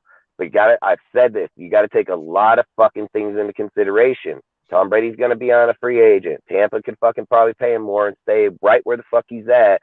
And no tax, no nothing. His kids, dude, like his kids are there. His fucking woman just divorced. Like he got custody. There's a lot of personal shit going on in there, dude. So I get it that people think like he don't even fucking, what if he owe Josh? Like that's all I'm saying. Like there's so many things. Unless Tom Brady's like, yeah, I can go to the West Coast because that's where LA is. I have a clothesline or I have business over there, like something that benefits him there. I wouldn't have it. Like I'm not saying he's not.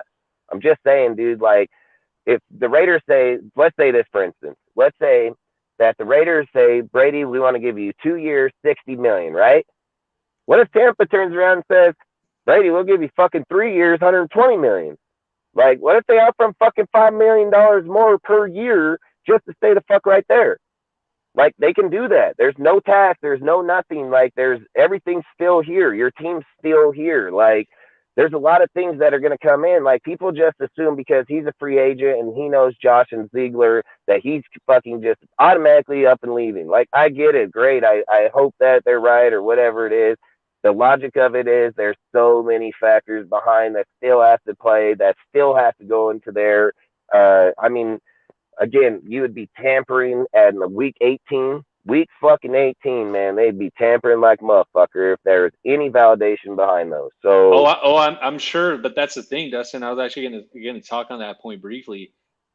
There's tons of tampering even before the legal tampering period. Like these motherfuckers, they have their personal cell phones. They talk on the phone. Like I'm sure that they've had these conversations. Shit, I wouldn't be surprised if McDaniels and Brady already talked. Gronk. I think they had it with Gronk. You said fucking, you're not having that conversation with. Like they're not dumb. You're gonna get caught if you call Tom Brady in the NFL. You're gonna get caught, bro. Like they monitor that shit. That's why it's a rule in the NFL. That shit is recorded or in some way. But yeah, if you're just calling, all they gotta do is just ask for his fucking records. That's all they're gonna have to do and be like, you ain't allowed to call him. Period during the season. But I don't think that this actually counts as tampering. For instance, let's say that you're Tom Brady, Dustin, and I'm Ziegler or McDaniels. Let's say I'm Ziegler. And I dial you up and I'm like, hey, Dustin, how you feeling about next year? Or how you feeling? What if I just ask you, hey, how are you? And then you tell me, hey, fuck, I want to be a Raider.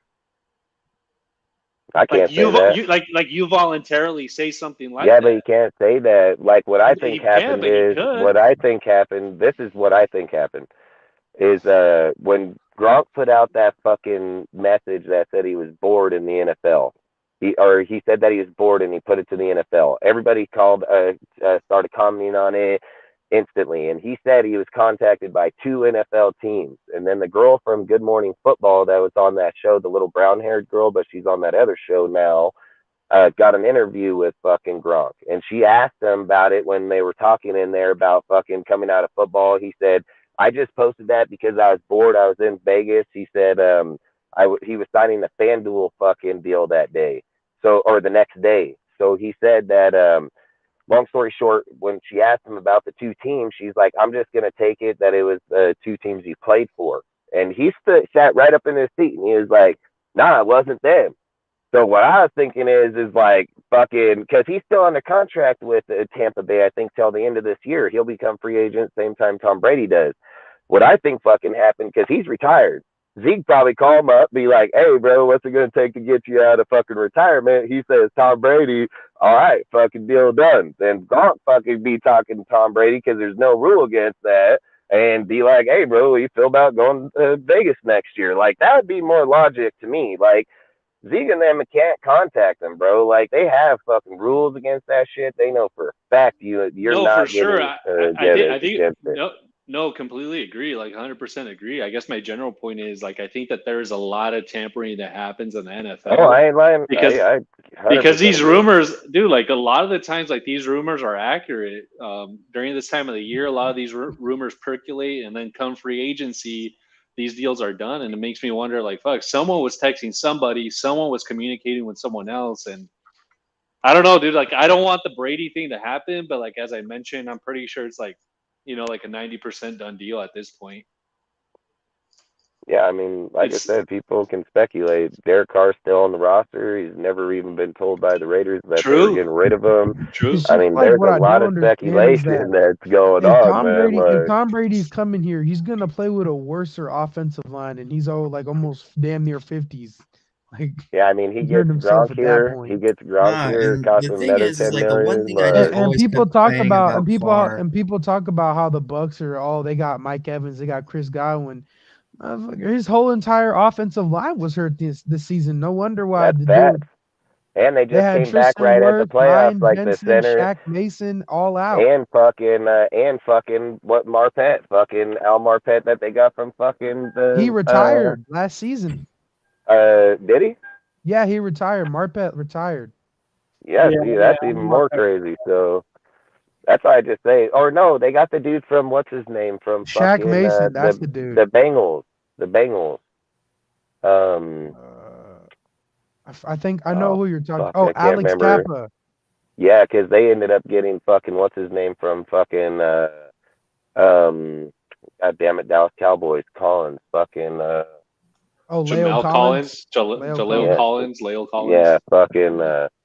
I just say, like, I'm not against, like, I don't like Tom Brady, man, and it's not even nothing to do about that. It's like, I have my personal feelings. I don't run the Raiders, so I don't get to choose who they hire or who they don't. I just voice my opinion. My opinion ain't heard by the Raiders. They don't fucking call me and ask me my opinion. I just put out my own fucking opinion. Like, when I sit and say, like, are we fucking building for Tom Brady or are we building for the Raiders? Like, I want to build for the Raiders. I'd rather fucking start out with a young quarterback, let Josh fucking develop them, and go that route. Take the money, put it to the defense, because that's what works in the NFL right now. I would way rather go that way. I mean, fuck, you get CJ Stroud and go get DeAndre Hopkins. I mean, fucking, when you're picking up two lethal weapons like that, and then you're going to have fucking Waller, you still just say you got Jacobs, like you got a fucking powerhouse fucking offense here, dude. Like you're gonna fucking win. Like if you get a DeAndre over Hollins over Jacobs. Yeah, I mean you can make those types of moves. You can still build your defense. I just think when you're giving up Carr, then people are implying that Gronk's coming. I mean, what do you think? Gronk playing for free?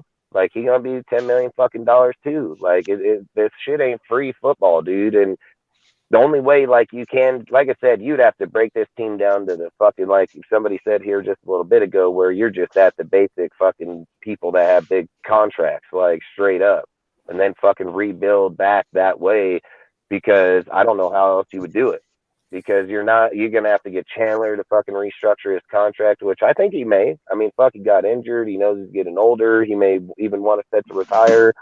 If he can restructure, it'd be fine. I would more want to trade that motherfucker if it was me. But again, I mean, he still played all right, so I'm not gonna just bash him. But I just think like that contract really hurt. I mean, $17.5 million per year for him. I mean, fuck that. But I don't know. I think the Raiders got way more problems, dude. And I could sit here all day. I fucking call it down the fucking line, dude. And I can match player for player on a lot of these fucking teams. Like, that's all I'm just saying is we're hoping on a hope, dude, because they have assembled team that's played together for multiple years. The chemistry, the play style, all those fucking. I'll just ban that one, Jeff. They have all those play styles, everything like that. But I'm just saying the chemistry was there for multiple years, dude. There's no chemistry here. Not with anybody besides Jeff. That's the only or Josh. Only fuck chemistry he has. Well, Bolden. So I mean, you don't go fuck get Bolden then, but outside of that, he don't have no fuck chemistry in this team. So a lot of shit's gonna have to take place. You're gonna have to learn your players, get together with them, knowing they're like, you got a lot of shit that has to happen. That's all I'm just saying. Like, if we're going that route, like, is it a hope that he does? Yeah, fuck, the NFL probably cheap for that sorry motherfucker anyway. So who cares? I mean, if that's what they want, that's what they want. That's what they'll get. I just think I would rather go with Stroud, fucking build back the team and play. I don't care if it's Stroud. Okay, listen, I'm just saying I want a young quarterback. I don't want to divide in the nation. You just traded one divide for the other. That's all you did.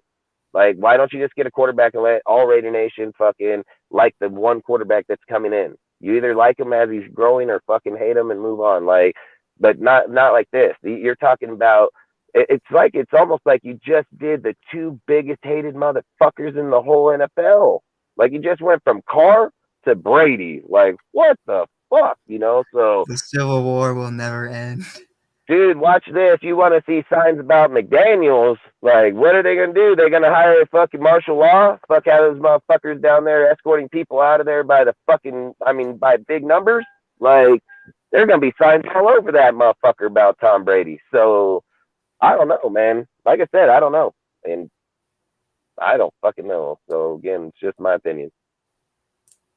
The one thing here that I think is worth bringing up, though, is because Al's Ghost a little while ago, he mentioned, this team is, more than a quarterback away from winning. What quarterback would be better as far as convincing other people to go and play for this team, even if it's cheap 1 year deals, 1 or 2 year deals? I mean, are people going to be as excited playing for like Jimmy G or even Rodgers, who all he needed to do was beat the Lions at home to go to the playoffs, and he couldn't even do that? I just that's the mystery to me. Is like, I get that, like, emotionally, a lot of us haven't really accepted it because he's Darth Vader, he's evil, and I get all that. But as I've said, if, and I'm not guaranteeing it, but if, and this is why I think it's worth the bet, it's worth the roll of the dice. If he can win us a Super Bowl, it would, we could forgive him for things like the Tuck rule, because obviously, that's pretty much the reason why we hate him, and that's obviously a great reason to hate him. We have every, reason in the world to hate him because of that. But, that's sort of the value of Brady that extends beyond just him and his play and what he can offer as an individual. It's that other people could very well want, other top, talent around the league could want to come and play for him for the sake of, winning a Super Bowl. And that's why also, as I said in, backstage before we started the show today, that, if they franchise tag Josh, Josh Jacobs, they will, it's possible that by July 15th, by just locking him in through the tag, that they can work on a longer term deal. But it's also possible that he might want to, even if they do work on a long-term deal, to save some money for other people to come, not just Tom Brady. And then also financially, when you think about it, because he's a UFA, it's a lot simpler. He doesn't, they don't have to trade away a pick or any other kind of capital, any kind of personnel. There doesn't have to be an exchange between the Raiders and the Bucs, because Tom Brady's just on the street and he's, free to sign with anyone.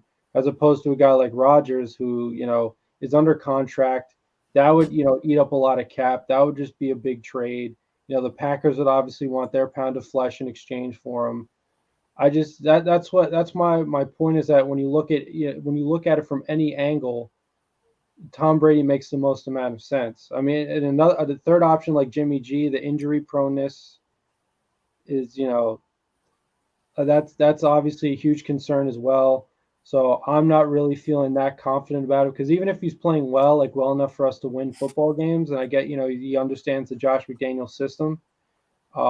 If he gets injured in like week 6 and he's out for like 7 or 8 weeks, or, God forbid, the entire rest of the year, are we supposed to rely on Stidham, to get us, to the promised land or even to the playoffs? I that's why This is why I just think it ain't gonna happen. So you don't think Tampa Bay would offer Tom Brady $40 million to stay there? Like, if we have both teams right now, okay, let's just say we put up the Raiders and we put up motherfucking the Tampa Bay. And the Raiders say, we're going to give you 30 because that's all we could afford because that's what Carr was. Right. And Tampa Bay says, I'm going to give you 40 million. Stay right here. Right. And then now let's just say this. Let's say that Brady says, all right, fuck your 40. I just done with Tampa Bay. Don't want to play here. I go over here to the Raiders, right? So bam, 30 million right off the get-go. He takes the 30 million. What's Gronk's contract going to be? $10 million? You still don't have number 2 wide receiver. You still don't have a line. You still don't have a fucking defense. So now we just moved off Carr for $34.7 million and upped our shit to 40 just between the two fucking players. Like unless Dustin, how are you fucking fixing the team on 27? I must be math dumb. Like I'm just saying, I must be math dumb. I think a lot of dude. What you're saying makes sense. That's because basically what you're arguing is there isn't enough money to build out the rest of the roster. But like my thing is this, as I mentioned earlier, at this point, Brady, in my opinion, isn't motivated by money. Right? Like, I think that's clear as day. If you're playing football at fucking 46 years old and you've won everything pretty much in the game. I would disagree. Does he not have a contract for $400 fucking million with Fox when he's done? So it's not about the money. Yeah, but it's not about the money. But he's not playing for free. And he's not going to go out there and get crippled. I agree. He's not doing this on a volunteer basis, but I'm pretty sure that the guy, because he's so damn competitive, he wants to be the only player to win a Super Bowl only quarterback to win a Super Bowl with 3 different players. He wanted to keep playing football. Yeah, dude. Like the guy just loves. So then that even validates my point. That is going to validate a hell of a lot even more. You can win a Super Bowl with Tampa Bay because you just made the playoffs. Your team's getting back together. You have the chemistry there. You just won one 2 years ago. Why the Raiders? Like why? What? Okay, defense. Tell me why. I just want to know defense right here, right now. Why the defense right now? Well, if they're going to rebuild the defense, like it's with who? With what money? So let's hear it. Well, I mean, they're probably going to save over $40 million by releasing Carr. So there's that right then and there. There's a lot to work with. That goes to Tom Brady. So that's not money. They don't get that money. That money gone. We have 34 million right now in cap. I don't know what you want me to say. I'm just asking when we make these deals. You said that they're going to cut Carr and make $40 million. They're making $34.7 million. They're making $34.7 million. His contract's $110 million over the next 3 years. Now, when he gets that money, Brady coming here for $30 million right away. So that money when you release Carr, that money doesn't go to your team. It goes to Brady. How do you know he's going to eat up all that money? Like you're assuming that all of these players have a certain. When Dana White brought him in here just the other fucking time, just 3 years ago, in better time of his prime, it was 2 years, $60 million. If I do the math right, it's $30 fucking million a year. Pretty fucking sure that's the math. Well, that was then, and this is now, and also. I know, fuck. I know you guys got this insight. This fucker's gonna play football for free. I mean. No. Yes. He's going to be a volunteer. You know, he's going to play as if this is Habitat for Humanity, and he's just doing this out of the goodness of heart. No, but obviously, like you can't just assume that people have. That's what you guys are doing. What do you fucking mean? I can't just assume. You guys are assuming he's leaving his team. He's coming here. He's winning a fucking Super Bowl. I've never assumed any part of that. I've said it 100 times. One. Derek Carr has never been officially said that they were trading him yet. Never one fucking time. I've never made an assumption that another fucking team, that we were bringing another quarterback from any other fucking team. We're making assumptions. You guys said it right now out of your own mouth. It's an assumption for any fucking conversation past that point. There's no validation behind it. There's no fucking guarantee behind it. It's never even happened yet. So it's just assuming. There's obviously no guarantee, but what we're doing is we're looking at the different possibilities. You're just cutting us off and saying, oh, well, this person's worth this much, so we can't, the cap is going to work. That's facts of the NFL. It's not Madden, bro. It's the facts. I just asked if we go and get this guy, when people put a claim behind the quarterback that you're going to win a Super Bowl, right? I'm just asking. There's only $27 million there. The defense is broke. How do you fix it with the money? I'm just asking. Well, not about arguing. It's not about debating it or not. When you make a transition to that and claim that we're winning the Super Bowl, I'm just asking, how are we fixing the team with the money we have? Now, if somebody has more insight, that we're bringing Brady, we're bringing Gronk, we're going to re-sign Josh. Josh is not playing on that franchise tag. He just did something no other halfback's done in the NFL. Raider history has broke that fucking yardage record and fucking led the NFL in the same year. So, again, he's going to get paid. He plays on the franchise tag, has a shitty year next year. Where's his money? He don't get paid. He don't get no fucking money. Like, right now, right here, Josh can get a 4-year fucking, probably get $12 million plus a year.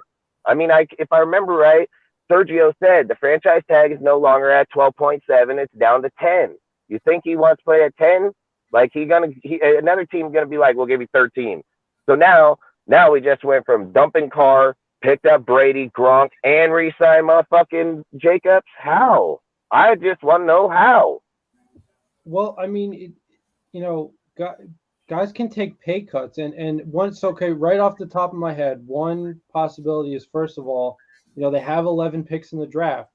They could trade those picks to get other guys, or they could just draft guys that could, play really well for them like that. They could focus on that aspect. I mean, obviously, the Bucks, they drafted Tristan Wirfs, and that turned out great. So they could find a guy like that. I mean, obviously that's not defense, but that's just an example of like, that's an approach they could take. As far as Josh Jacobs goes, they could tag him, in the short term just to lock him up until they have to renegotiate by, I believe, July 15th. And, even if they do agree to a long-term deal, it could be cheaper than just, than what a lot of people might have been anticipating, because of the idea of, we might be getting a lot of other players, not just Brady. But, the whole idea is that guys can still take pay cuts, especially if this is supposed to be like, a relatively short, very win now kind of window here. It's possible, and like I said, guys. Yeah. No, I think those are good points, dude. I was just actually gonna say, in my mind, all this shit is like pretty simple. If Brady comes here, it's for one reason and one reason only. This is Mark Davis's like pet project, vanity project. Because if he was really interested in building a sustained winner, he would have kept Bisaccia. He would have tried to continue or sustain the success that we saw last season and carried it over into this season, and realized that having another head coaching change in a matter of months wasn't healthy for their organization. I've mentioned this before, guys. Since 1969, the Pittsburgh Steelers have had 3 head coaches. Since October 2021, the Raiders have had 3 head coaches. So this is all about Mark Davis and his vanity projects. He got enticed by the Raider or the Patriot way, and he brought Ziegler and McDaniels. So his whole idea behind bringing Brady, I don't think the guy knows football. Like, he's not this like football mastermind. It's not that he necessarily thinks that Brady is going to automatically turn the Raiders into a Super Bowl contender. It's just he's got these quirks, dude, and it's a vanity project for him. And ultimately, hey, I'll tell you right now, somebody that is not taking no fucking cut is going to be motherfucking Devontae Adams. He didn't take a cut when Green Bay signed his ass, or he ain't restructuring shit. Like, he didn't just cut his own buddy to take a cut for Brady. Like, no fucking way in hell. All of our organizations. Max, I don't know about Max. Max, I mean, he may think that or not. I don't know, but fuck, that fool just got paid $25 million. The thing is, I don't know if that Devontae is like also gonna make the big decision on who the heck is gonna throw him the ball. That is that. That's the question. Would Adams be fine with Brady coming here, or would he want someone else? That is facts. I mean, that is a valid point, because he's never had a ball thrown to him by Brady, but he's had one thrown to him by Rodgers plenty of times. And my whole thing with Rodgers is that he left Green Bay, like he wanted to leave Green Bay, and I think it was because he was tired of Rodgers' bullshit, like in the playoffs. So I personally don't think that he wants to be reunited with Rodgers for that. Like I said, because Rodgers, he can have a nice regular season, win an MVP, be on the All Pro team, all that's great, and then you get to January and you got to play a wild card team that's hot. Are you trusting Rodgers? I'm not trusting Rodgers. I believe he's the only player in NFL history to lose 4 straight NFC Championship games. So I that's mean, no, Doug Flutie lost fucking what 5 fucking Super Bowls back to being there 5 times. So How about Jim Kelly too? or Jim Kelly, that's who it was. My bad, Buffalo. Yeah, Jim Kelly. well, it was 4. Yeah, Jim Kelly obviously is not relevant because he's retired. But then let's be real about that though. When we say about Aaron Rodgers losing, right? He goes this year. Who is his best guys? Fucking Christian Watson, Romeo Dobbs. One's a 4. Ryan Lazar was out the first 4 games though, and then Dobbs was the 4th round pick and Watson was the 2nd round pick this year, and then his main tight end was out too because of injury from last year, so he didn't even show up till later, and they were depending on freaking Aaron and fucking Dylan in the backfield, and that didn't even work out well either. Some games it did, and other games it just didn't get off at all. And you're telling me that he's gonna leave there, come over here? He's got that fucking Devontae that he's had massive chemistry with. He's got Waller, that's the best tight end he's ever had.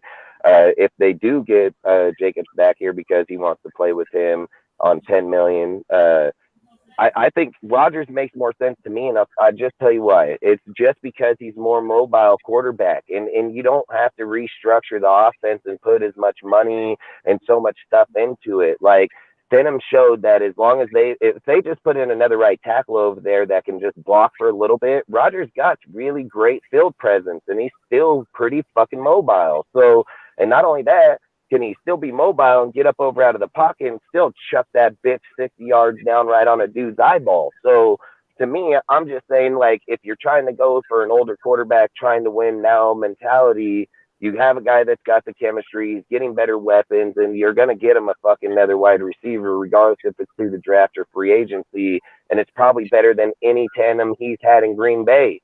Like, the Green Bay's never drafted him a first-round wide receiver ever through the whole entire time.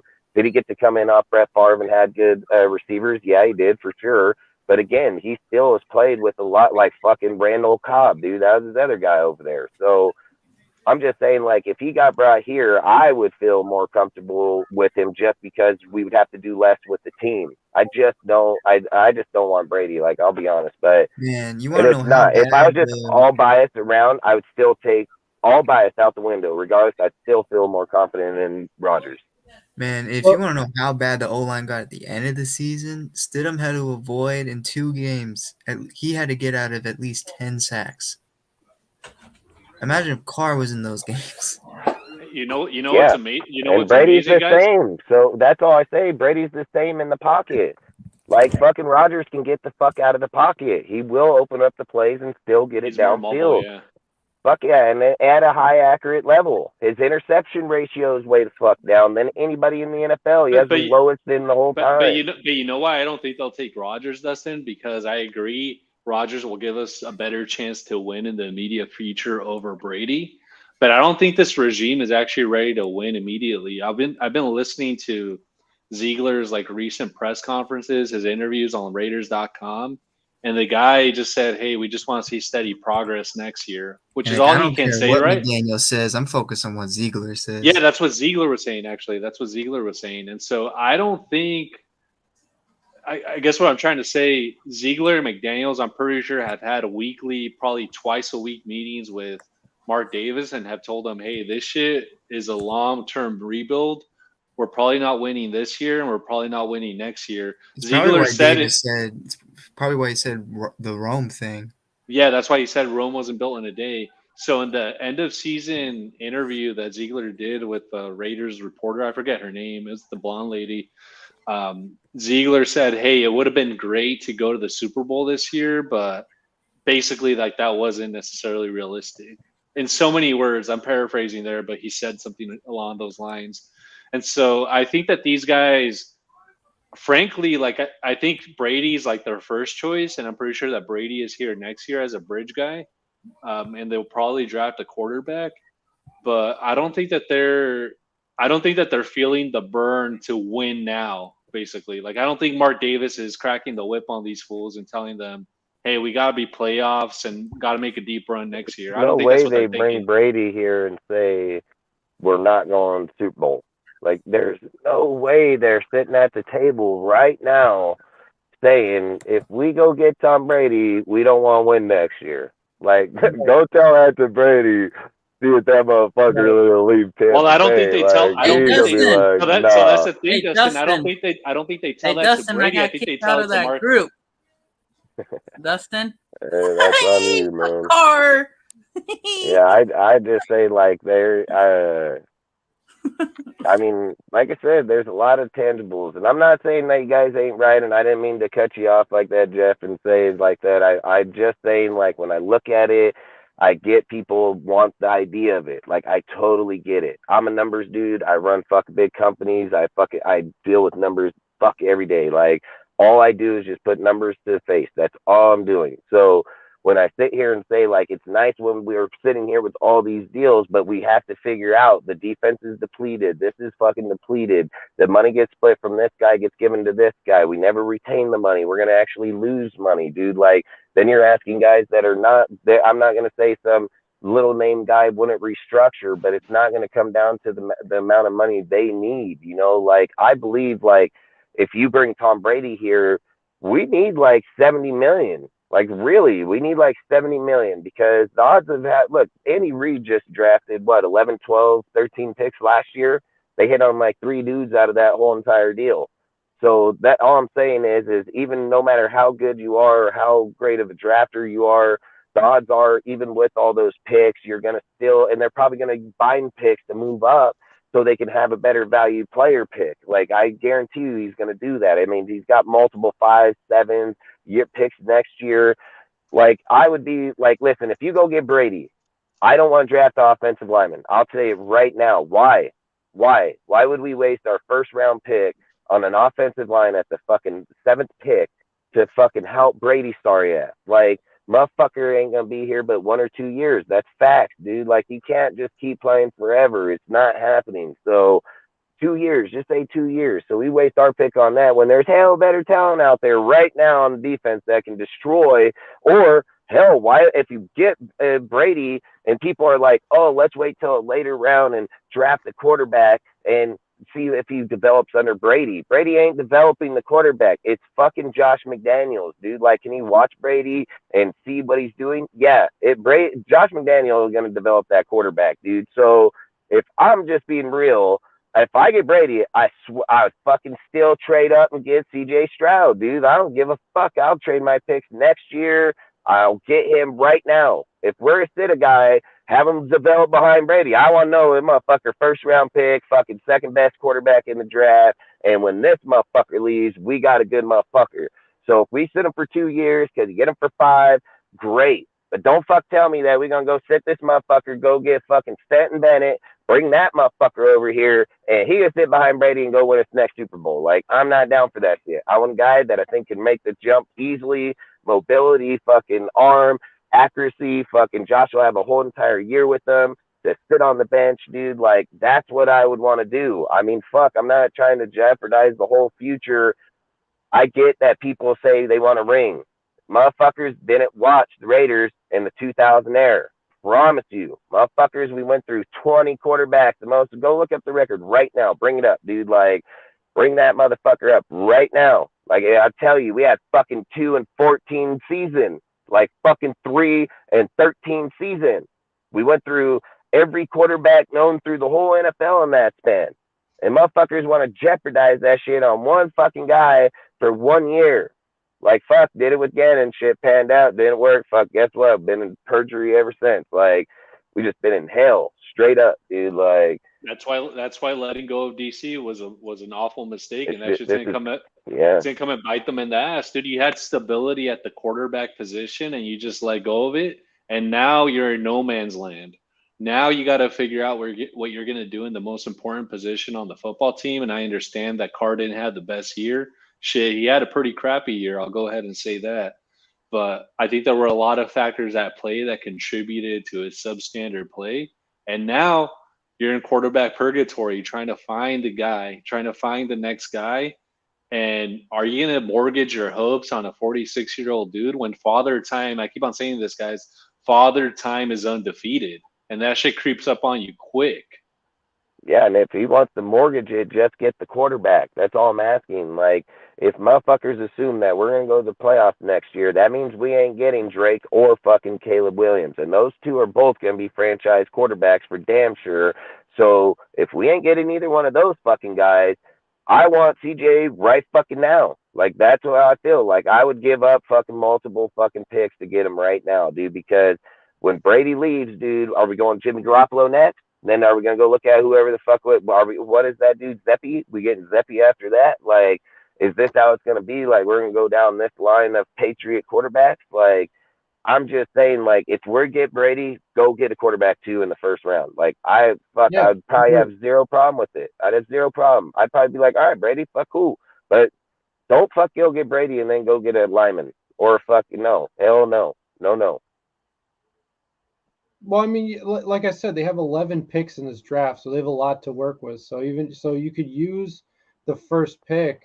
I mean, first of all, if they're able to trade Carr, it's possible that they could use that pick that they get for Carr, assuming it's a first-round pick, and the pick that they already have in the draft to trade up, so they could, get, they could be, within the striking distance of, Bryce Young or a CJ Stroud. But even not, I mean, I think a Will Levis, is realistic. But even after that, 10 other picks, you could go after like a Paris Johnson out of Ohio State, or maybe even like a Zach Harrison. You could get so many different guys through the draft. And like I said, smashing success for the Bucs. I believe it was the first draft that Brady was a Buccaneer. They got Tristan Wirfs, and that ended up being a great move. So, that's one of the things, like through the draft, they could really use this draft to their advantage if they know what they're doing. I mean, obviously this past draft really wasn't that good for Ziegler and McDaniels. So they're definitely going to have to improve their draft game, but they have a lot to work with for sure. I mean, that's clear.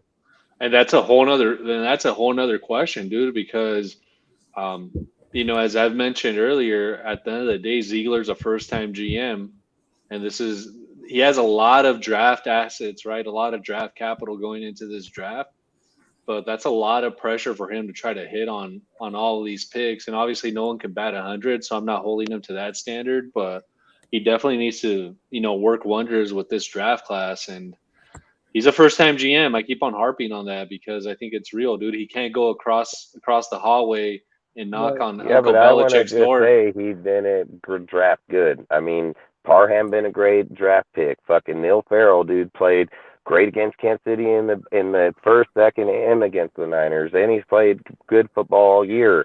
Matthew Butler would be more decided just because I don't think he's had enough playing time inside there. Frickin' Munford, I think, for being altered in and out all year, he's played pretty fucking good. But then you have the two running backs that have hardly played. I mean, Britton Brown. Dustin despises. I'm not gonna bring him up. That's why. So I'll bring up Britton Brown, but fuck, that's what I'm just saying. Like, there is a guy there. I 100% agree. Yes, fucking. And Zamir White. If I'm gonna say like, I think that's the biggest. Yeah, I think that's easily the biggest flop on their behalf on my decision, dude. I mean, but don't forget, dude. Like, they traded for. What's that guy's name? Heroin or fucking Harron or whatever his name is for there. So they still may have a good lineman here already. And again, he worked good. He's still on there. So that's a guy that can probably take over the spot still next year. So you may not even have to waste a draft pick there. I mean, I think they've done great deals. I mean, let's be honest, dude. They've taken Alex Leatherwood, they released them, dropped them off to the Bears. They picked up the cap hit. We barely hit any hit on that, and that fool sucked ass over there in the Bears. Look at fucking Brian Edwards, dude. Brian Edwards, we took Stenham. We traded a 6 for Stenham. They gave us a 7th back and Jared Stenham. we took that 7th and fucking Edwards, traded it to Atlanta and got a Yeah, 5th back. Jonathan Abram. What's fucking Edwards done all year? Jack shit. So I think what they've done is they've done pretty good with what they've had, the decision. So I think Ziegler's done a great job in terms of amassing draft capital, fellas. But now, because he has a full slate, right? A full slate of picks and some. Now, my question is, or what I want to look forward to is, like, what is he going to do with that draft capital? Because he's done great in I'm terms of excited. trading this player or that player and getting draft capital. But now you got to do something with all the capital that you got, and that's where the pressure's on. CJ can be a very viable option because he's been to their games numerous times, him and Champ, dude, and numerous of our scouts all year long, dude. So I get, like, they're scouting on him, just like Mayock said the whole time, like, you got to do your due diligence or else you're just not doing the team any justice. But you got to think about it, dude. Like, let's just say this scenario. Let's say that Chicago says, hey, we're not going to fucking take fucking Bryce because we believe in Justin Fields. Champ Kelly has very good insight with that team massively. What if the Raiders say right then and there that, hey, Bryce can be our guy, dude, or CJ, whoever they decide on quarterback-wise, and make that trade up there, dude? Like, there's multiple deals. The only problem is if they take a quarterback, if Chicago takes a quarterback, Justin Fields gets put out to the market. But then Texans are taking quarterback right away. Like, they're taking quarterback for sure. So at that point, then the quarterback option's off the board. Well, and Will Levis. So I'm not going to say, but Will Levis still got to go past the Colts. So he's probably going to go there too. You know what I mean? So you're just like, we could just be depleted instantly, quarterback inside there. I know it's like a assumption and a hypothetical, but for like Dustin's sake, I feel like the Colts are just gonna pick Will Levis just because. I feel like they're not gonna pick Stroud, and Stroud is just gonna be available. Well, I have that weird feeling. Yeah, but you're saying that the Texans ain't gonna pick a quarterback? No, like they'll pick Young, obviously, but I feel like so the Colts are like the only team ahead of us that kind of threaten us at QB. Right. Yeah, because it's like, what is it go? I can't remember, or what is it? The Bears, the fucking Bears, Texans, Arizona, the Colts, Seattle, and then who else is the next? The Lions. One? Is it the Lions from the Rams, and then right? So the Rams, I mean, fuck, let's be real, dude. If they know Matthew Stafford's gonna fucking be out, I mean, he could be an option. Fucking, I mean, Seattle would probably stay with. I don't know. I mean, they did good. Geno actually put up a lot of records. I don't know. There's a lot. Like, I think for sure, Geno if Chicago moves off, I mean, I don't think they would, but I don't know. That's a tough one. I mean, like I said, it's just a lot of fucking hypothetical talks of who's going to take who and where. It's too early to begin with. And I mean, then you're looking at if they extend Carr because he does want to be traded, he becomes, like, a lot of things can happen in those deals. And I would just say, like, I don't want Bryce. I think Bryce is small, dude. Like, I don't like him, dude. Like, I would way rather have CJ Stroud, in my personal opinion, quarterback wise. Like, I think he'll have the athleticism, and don't get me wrong, I mean, Russell's obviously proved it. Same with what's it called, frickin' Kyler Murray and so on. But I just think I think CJ, he's got the body, the stature, the development. Like, I would trade for him, in my opinion, man. Like, I don't want to jeopardize our whole future in Tom Brady. Like, I really don't, man. Well, you don't have to, because even if we get him, he's an unrestricted free agent. So it just boils down to money. Like, we don't have to make any kind of a trade for him. And the other thing I was going to say is that if a team in front of us, like Indianapolis, if they're really that interested in Carr, even if they don't trade for him, like, even if, the Raiders are forced to release him to, prevent paying him that guaranteed money, that could also mean that they're not going to use their first round pick or that number 4 overall pick on a quarterback. So that could still put us in, definitely the the Stroud or Levis sweepstakes. Because right now I'm looking at this like realistically speaking, the Texans are probably going to make a quarterback move. Cardinals have Kyler. They paid him big money beginning of this year, so they're probably not. And they're talking about Sean going there, and he said he likes Kyle, so he'll probably stay there for sure. Yeah, and like Lions came out and said that they want to keep Goff. I'm ready to be Goff. I'm ready to be a Raider. You ready? Yeah, Tom Brady. I'm ready. Let's win, Brady. Yeah. Did you guys see my other one before? Go make this out one? with your kid. Did you see my one before this one, Dustin? No. Watch, let me show you real quick. I gotta show you. This one's hilarious. But I agree. I think like there could be a lot of in there and so on. I'm just like I said. I don't know. I like Stroud, dude. I watched a lot of tape on him, dude. I mean, I watched the way he played against Georgia in the last deal. I watched the way fucking TCU got the shit demolished, dude. Like, I mean, I like Stroud, man, and I'd love to have him. Like, I think fucking when people are talking about building franchises and going on the quarterback deals and so on like that, that's what I think we need to do. And I think if Josh was any type of quarterback guru or any type, like, I would think that would be what he would want. Wouldn't and I you mean, want again, to prove it with a rookie? Yeah, fuck, dude. You did it. Listen, he did it with Tebow, dude. So he was already going to try. And I believe he's going to do it right here. I fucking strongly believe, dude. Like, listen, Carr's not going to the Colts. It's not going to be a trade option. That's not even a fucking thought. There's no fucking way that Derek Carr sits here right fucking now and is like, yeah, I'm going to leave Raiders and go to the fucking Colts. Like, I can't see that part. So I don't think he's going to the Colts, period. And again, I strongly believe Carr demands a fucking cut, dude. Like, he don't owe a shit. He just got fucking backstabbed. Like, I think, why would he just be like, trade me, dude? Like, so that's all I'm saying. Like, the realistic deal is we're dealing with the trades we have or the players that we have. And if we get Brady, great. I just care in there that we get a quarterback. And again, I don't mean, Jeff, like, I didn't mean to cut you off. I don't mean to say that what I say overrides anybody or not. I just say my opinion. Everybody allowed to chime in.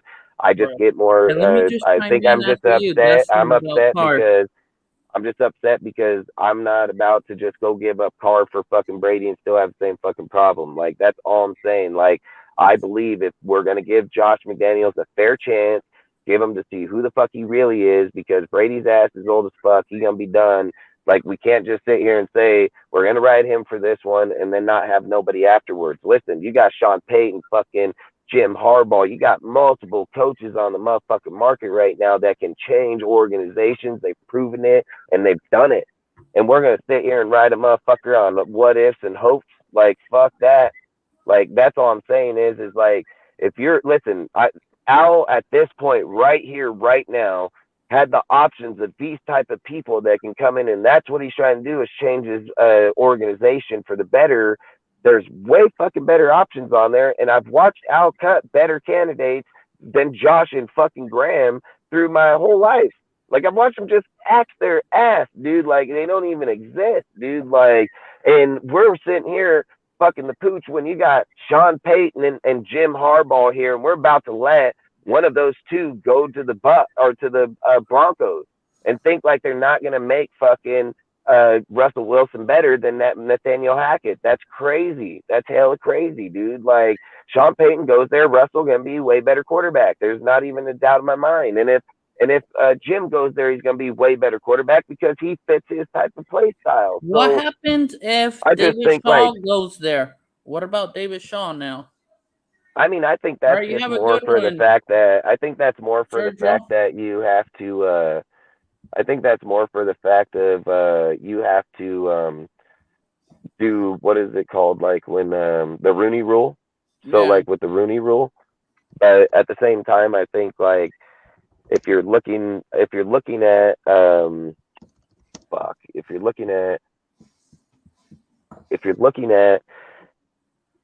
the player. I like David Shaw a lot. Okay, I like David Shaw a lot. I've said this. He's Stanford. He was an actual Raider QB coach, dude. Like I like David Shaw a lot. I think What's up, he's Josh? really good pick there. I'm sorry, But I'm not the quarterback at the same anymore. time, I mean, are you really going to take David Shaw over Jim Harbaugh? Hell no. And are you going to take him over Sean Payton? Hell no. So David not Shaw's for me. cheaper Jim option. Harbaugh could. So, If we give Jim Yeah. Harbaugh a chance, he can. great value. If you notice this whole season, I'm gonna say something like really controversial right here. This season, this was not 100% McDaniel's fault. This was mostly on the defensive side. I'm gonna put it out there. But he's the head coach. Like that's his Yeah. responsibility. He's not a coordinator anymore. I know, but he's not. He's remember. He's offensive minded. Hey, I put 25% on Carr. Fair. Carr has to take some blame. Fair. Look how he played in Seattle. Hey, fuck. Josh McDaniels need to take like massive blame, and Patrick Graham needs to take like the whole pie. Like fucking, like motherfucking, like Here. that shit Let's needs do it. to- Let's do it. Hey, here. It Let's gotta do be this. pretty big ass pie. 10% Guys, McDaniels here, guys. You guys see this cup? You guys see and the water? 15% Carr. Hold up. The water here, the water here represents Carr. This thing represents McDaniels. The rest represents Patrick Graham. Yep. That was a great demonstration you just made. We need more of that. Hey, do you know this is my favorite picture right here, to be honest? Hey, do we want to talk about something else? Like, we can go to different topics, man. We got plenty of topics. I so. know. Let's go to We've been topics. just talking about Brady and this shit for a minute. I think it's just like, I think that's what I just think when the Carr deal comes up, you get people that are Carr fans or want to move off, but then it's just the fucking Brady, man. Like, I'm not gonna lie, that guy's like cancer, dude. Hey, so if Brady comes, we get a chip. Not really, because And we need come a on, defense. let's we look need for a something defense. else. Let's talk about something else. We've already Let's fucking go. talked about this Go to my bullshit. topic. So all right, so Oh, let's go to the. Here, Let's go, okay, guys. so Let's go Here, to the 10. hold on. Guys. Let Jeff pick the topic, and then we can go from there. all right, so Cortez, why don't we talk? Because this is a completely different subject. Yeah, Why don't let's you get the talk hell about off there. How Max Crosby was snubbed from the first ever NFL Players Association All-Pro team. Go ahead. It's a no-brainer. He's from the Raiders have a losing record. He deserves everything. I think he's better than Myles Garrett. Way better. More. Look, his sacks went up. Doesn't he have like 12 and a half? And he's doing it all by himself. Over there in Cleveland, he has Clowney over there. He has a better people. Like, it's just messed up how they snubbed him. Didn't even get a nod. Yeah, not even nothing. Oh yeah, the players don't vote for themselves. They vote for these. I know why the NFC went with Bosa. Bosa because he obvious. had the most sacks over there. Hey, that's how it is. And plus, no disrespect, why isn't Judon on that? Judon had more stuff than Myles Garrett. Yeah. Go ahead. Yeah. Why are they giving it to somebody? Yeah, but who got it? Nick Bosa. Nick Bosa and Myles Garrett. Yeah, they were the edge rushers, so I guess. Yeah, they were the two edge rushers. I would have And went then with. who's the second team though? Is it freaking? Is it Judon? Hold on, I'm trying to figure this out because this is like I haven't seen the second team. It's the play. But that's what I'm saying. You can't have it's only one person per deal. So if you're looking at it, it would go. Dustin, isn't Judon better than Myles Yeah, Garrett? but no. What I'm depending on the position. So listen, you're gonna have 4 DNs, right?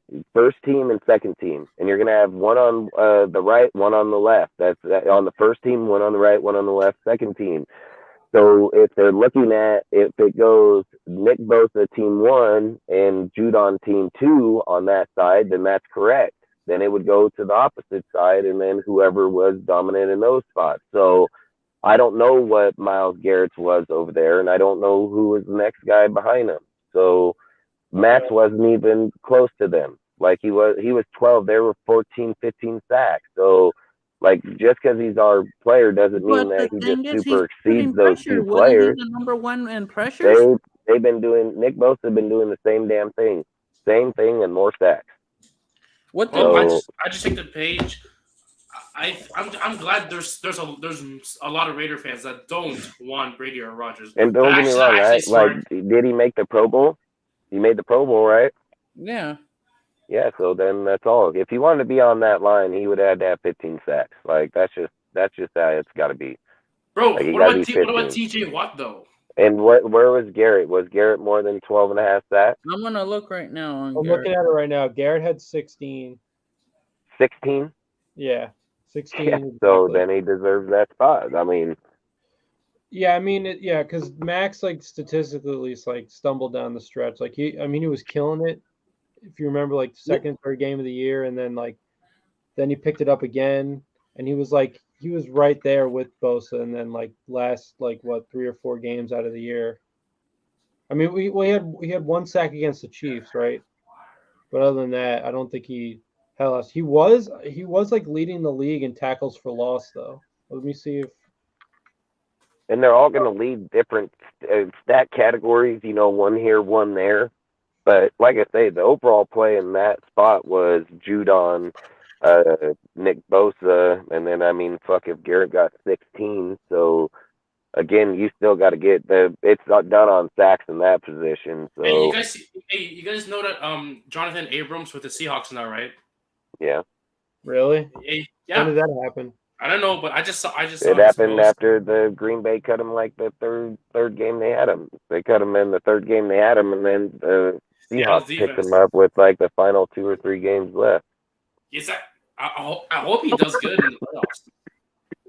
Interesting. Yeah, Max led the league in tackles for loss. He had 3 more than Bosa. So What was hey, it, remember, let's see the official was it one. 19 or 20? Somewhere in there? The official one's coming out soon, so we'll see. Max had 22, which is 3 more than Bosa. What was the next one? How much QB pressures? Let's see.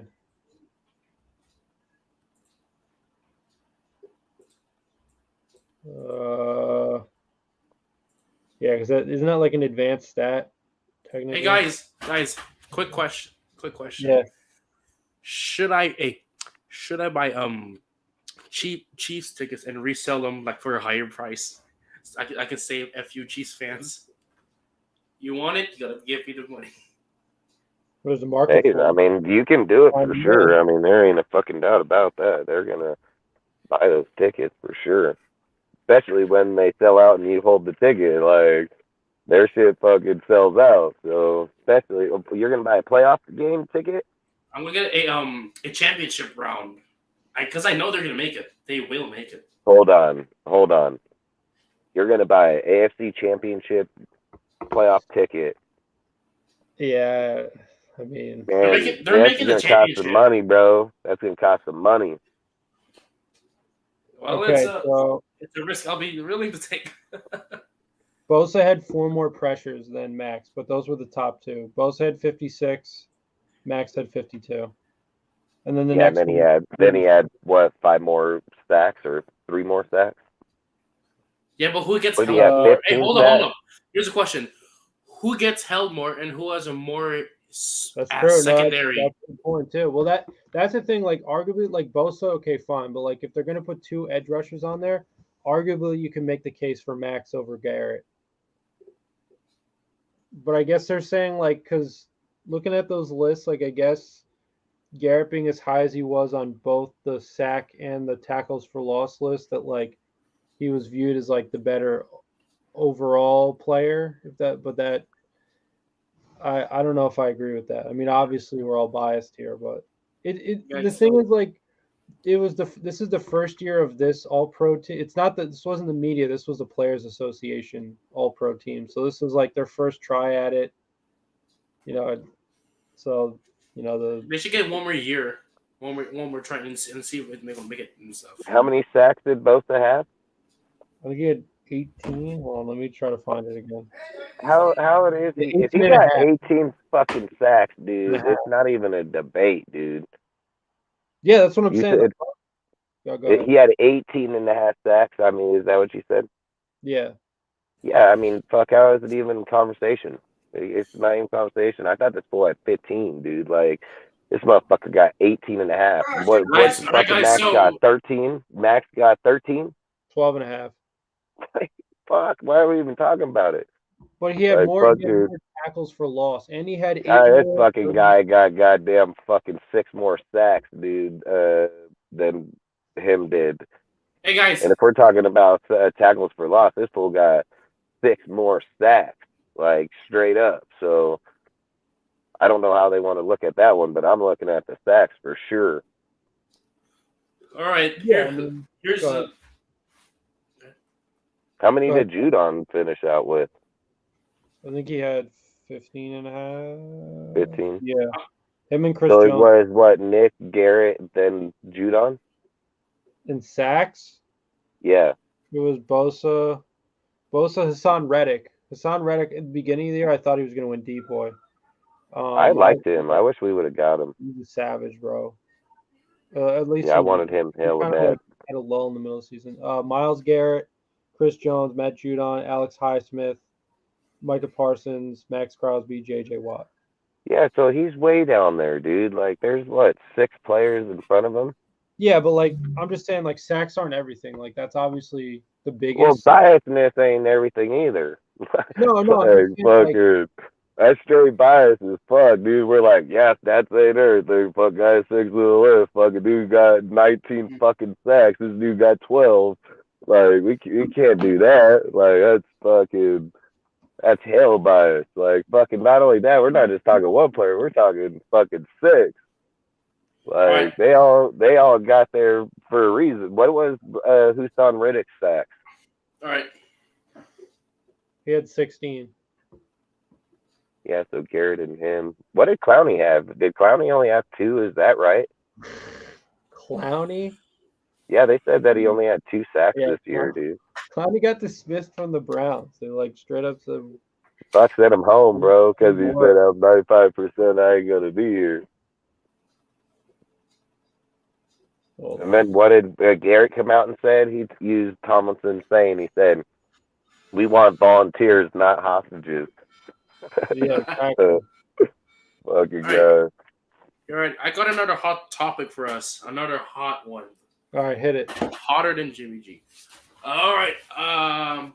Which underdog team are you going to support in the playoffs? Underdogs, as in the, I don't know. I think I don't know. As in the Giants, as in the Jaguars, Chargers, which I'm sure we probably won't support. Which underdog team are you guys supporting? I think I'm going with Duval, dude. Like they're a very likable team, man. Like Wait, that's what team? That's the Jaguars. They play in Duval County, so their whole like rallying cry is Duval. I don't know their culture. I'm not familiar with it. Oh, okay, yeah, but yeah, they got. I mean, obviously, historically, they're an expansion team. Like they don't have a lot of history. They don't have a lot going for them. But I've seen the fan base. Everybody's like, dude, yeah. Doug Peterson took Nick Foles to the Super Bowl, bro. Like, the other thing I forgot was Jacksonville traded for Calvin Ridley, huh? Yeah. Yeah. So you look at where their team's at. You look at where their team's at right now. Here's one and thing. then they're getting Calvin Ridley before they ever even get to the free agent or off season or draft or anything. Hold up. Like, that's Here's my fucking question. crazy. That's How come crazy. they- He's way better than Zay Jones at by far. So Yeah, but Zay Jones is a wide receiver too. Well, also Ridley's there's gonna be a little bit of like rust, I would think. oh, don't get me wrong. I agree with that. All right, here's I my won't question. disagree. But you're Why- still got Christian Kirk and Calvin Ridley out there as your 1-2s. Like, that's pretty fucking good. And Zay Jones, the way Zay's playing right now, like that's pretty fucking good. That's good at your 3, like for real. And look at what Trevor Lawrence is doing with Jacksonville with those players without Ridley right now. Like he's about to go over here. Who's he playing? Fucking Dallas? No, Chargers. No, Oh, I got him. I got him over the Chargers. I think he can beat them. All right, here's my question: How come Watson only got 6 games, but Ridley got the whole season? Oh yeah, well that obviously that was bullshit. Hold on, what Watson? What? Watson got like only like a 13 game, I think. I don't know suspension. It was Ridley got the or whole 11. season. It was 11 games. Yeah, That's what I question. Well, obviously the NFL has a lot of screwed up priorities, like Yeah, but in all honesty, it wasn't just 11 games. It was a year. Fucking guy is out for a whole year and 11 games. Yeah, but that was just because the Texans weren't playing him. Because they had all that shit going down, so they couldn't play him. But the actual NFL punishment, the punishment handed down by the NFL was way less than what Ridley got. So it's Ridley also broke a fucking rule that is set in concrete. Like, he bid against the fucking game off his phone, dude. Like, you can't do that shit. Yeah, but if we're being lawyers about it, like, technically the policy on, sexual abuse is, but again, nobody convicted him of it. He didn't get ever convicted. So it's just he says as she said at that point. So criminally, yeah, but the civilly, like the civil lawsuits are just crazy Bill Cosby numbers. 66 and he didn't get busted yet. 66 of them, right? Ain't been busted yet. He hasn't done anything yet. That you'd think out of 66 motherfuckers lined up right here with papers in their hand, you'd have some type of proof. Did you see like prove that motherfucker out of 66 did you see, like, people? Or like the headline article that said like 6 of his like quote victims went to his game.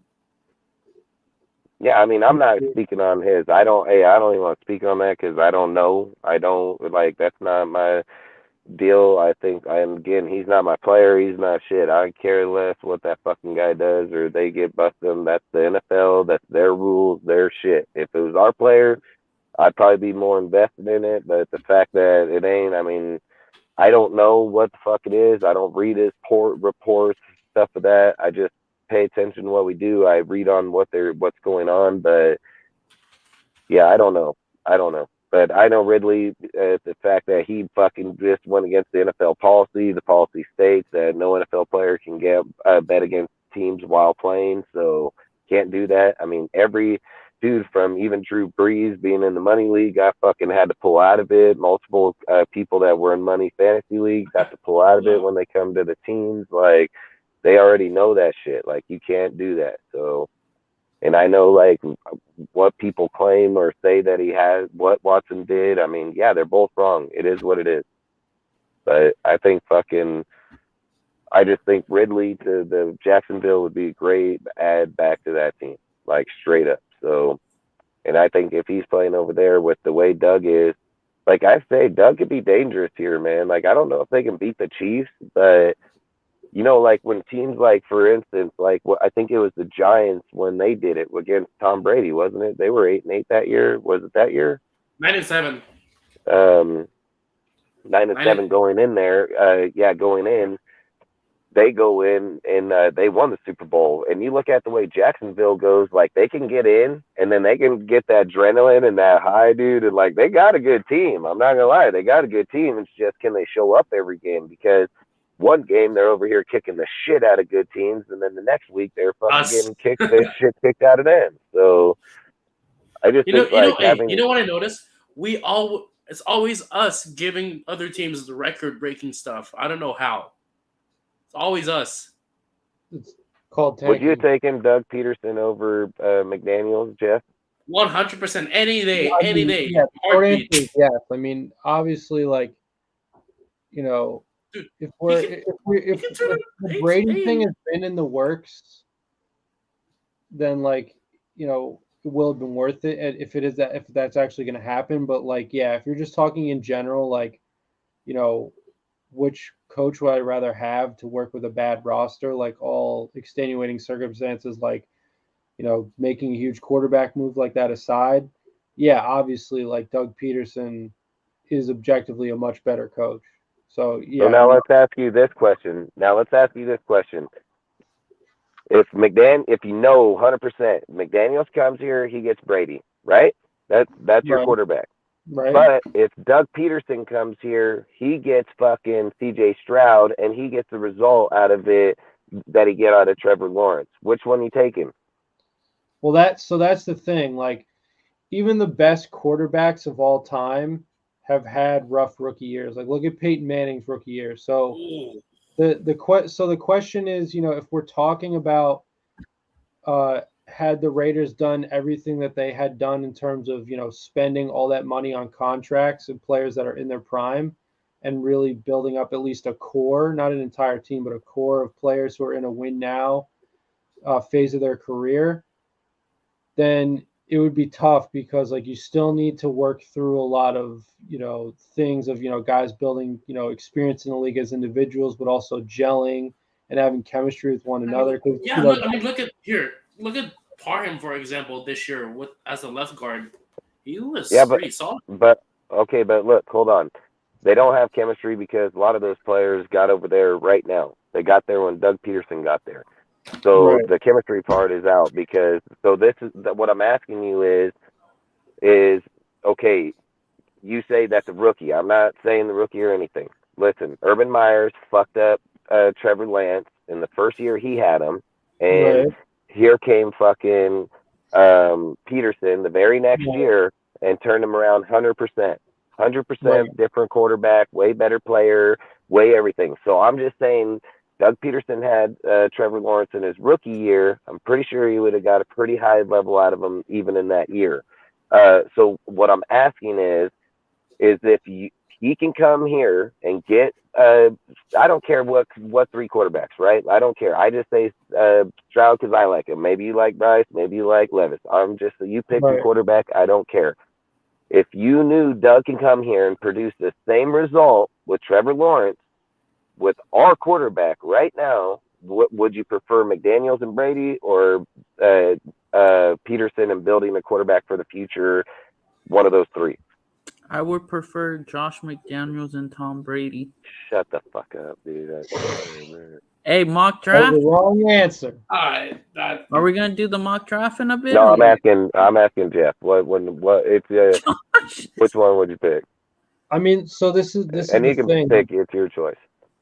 Like, this is the thing. If we're just talking about the head coach quarterback duo, I mean, obviously with what the two coaches have proven throughout their careers, on their own, because obviously Doug Peterson was an Andy Reid guy and he ended up doing his own thing, as well as, McDaniels was a disciple of Belichick, and his, every year that he's been a head coach so far has not been good at all. So, like I said, the short answer to your question. Plus, he won a Super Bowl with Philadelphia when Andy couldn't do it either, and he did with Nick Foles. Right. Yeah. But I mean, at the same time, and I'm not taking anything away from Doug Peterson, but 2017, just like what it's looking like this year, in terms of personnel, was a Howie Roseman masterclass. So he did have a lot to work with, top to bottom. So you could argue that in terms of the Super Bowl, the team was so stacked that they were able to completely re-engineer their offense once Carson Wentz went down. And you got a guy like Nick Foles. And not, once again, I'm not taking anything away from Nick Foles either. I'm just saying that when you have a lot to work with, you can get it done. So it's not, nobody's an island. And, we only have obviously the one big year to Doug Peterson's credit is that year in Philadelphia. They didn't give him a long enough of a leash really to prove anything else, but he's come and done a great job, with Jacksonville. I mean, I think he's definitely a coach of the year candidate. I think he's a strong candidate for that award. And there are also intangibles with him, it really seems like he has a great command of his locker rooms, and he makes football fun for people. Whereas, I believe that McDaniels, even if he ends up being a success, the football will be more like a business for the players. It won't be fun for them, which, long term, I mean, is that what you want? So it's to me, it's kind of like, as I said before, like, you know, being a Nets fan and seeing them, have a coach who was horrible in Steve Nash. He was able to hide behind, the likes of, Kevin Durant, Kyrie Irving, and then ultimately James Harden. Like, there was a point where they had a super team. They had so much talent. They had so much going for them that the coaching deficiencies to outsiders, to people who weren't fans of the team, they didn't really understand how bad of a coach Steve Nash was. So it could be the same. What happened to them in the playoffs? They fucking went home. Like, yeah, I home. mean, yeah, and right off the get go with that loaded ass team. Yeah, well, I mean, obviously, 2 years ago, injuries and a whole bunch of other bullshit. But last year, for sure, if you ask me, I don't want to get into basketball too much because it's not the topic at hand. But a big part of coaching in any sport is making adjustments. And a guy like Steve Nash in that series against the Celtics where they got swept, if you ask me, he didn't make nearly enough the adjustments that he needed to make because he doesn't know how to make those adjustments. So and see, that's what I would say right there is that's why I would take Peterson, because when Peterson came to the Jacksonville, he sat and said, like, hey, I got Trevor Lawrence, but Trevor don't really have weapons over here. Kid got great arm, great accuracy. He's gunslinger. He goes out there in the first year, dude, and fucking snags up Christian, fucking Zay, he just starts putting a plethora of people around him, dude. Get some good halfbacks. He's got good fucking defense. Like, he fucking just come in 1 year and did that. Josh gets here, got fucking Waller, got Adams, he's got fucking Carr, way better roster over here, and this motherfucker just fucks the pooch big time. Like, I feel like if freaking Doug Peterson got hired here, we would have a way better team under us right now than we did under him. But I don't know, man. I mean, I would take Doug Peterson, I think, freaking. Hey, Dustin. I just want Jim Harbaugh. That's who I wanted. Hey, I Dustin, wanted I'm Jim gonna go Harbaugh the whole time. I'll be right back. I gotta go make this picture for more happiness. The what? I'm gonna put cry. You've been like giggling to yourself, like. I know, because he's over here arguing in this deal. I told him not even do it, but he just keep on going. So I got thrown out already. What other topic you want to talk about? Cortez, you want to? You had another topic, right? Just give me a second. I gotta go real quick. I'll be right back. Here, why don't you? Do you want to talk about Stetson as a potential QB? That's another guy. Maybe. I mean, the guy's already, old enough to rent a car, and he's senior in college. So,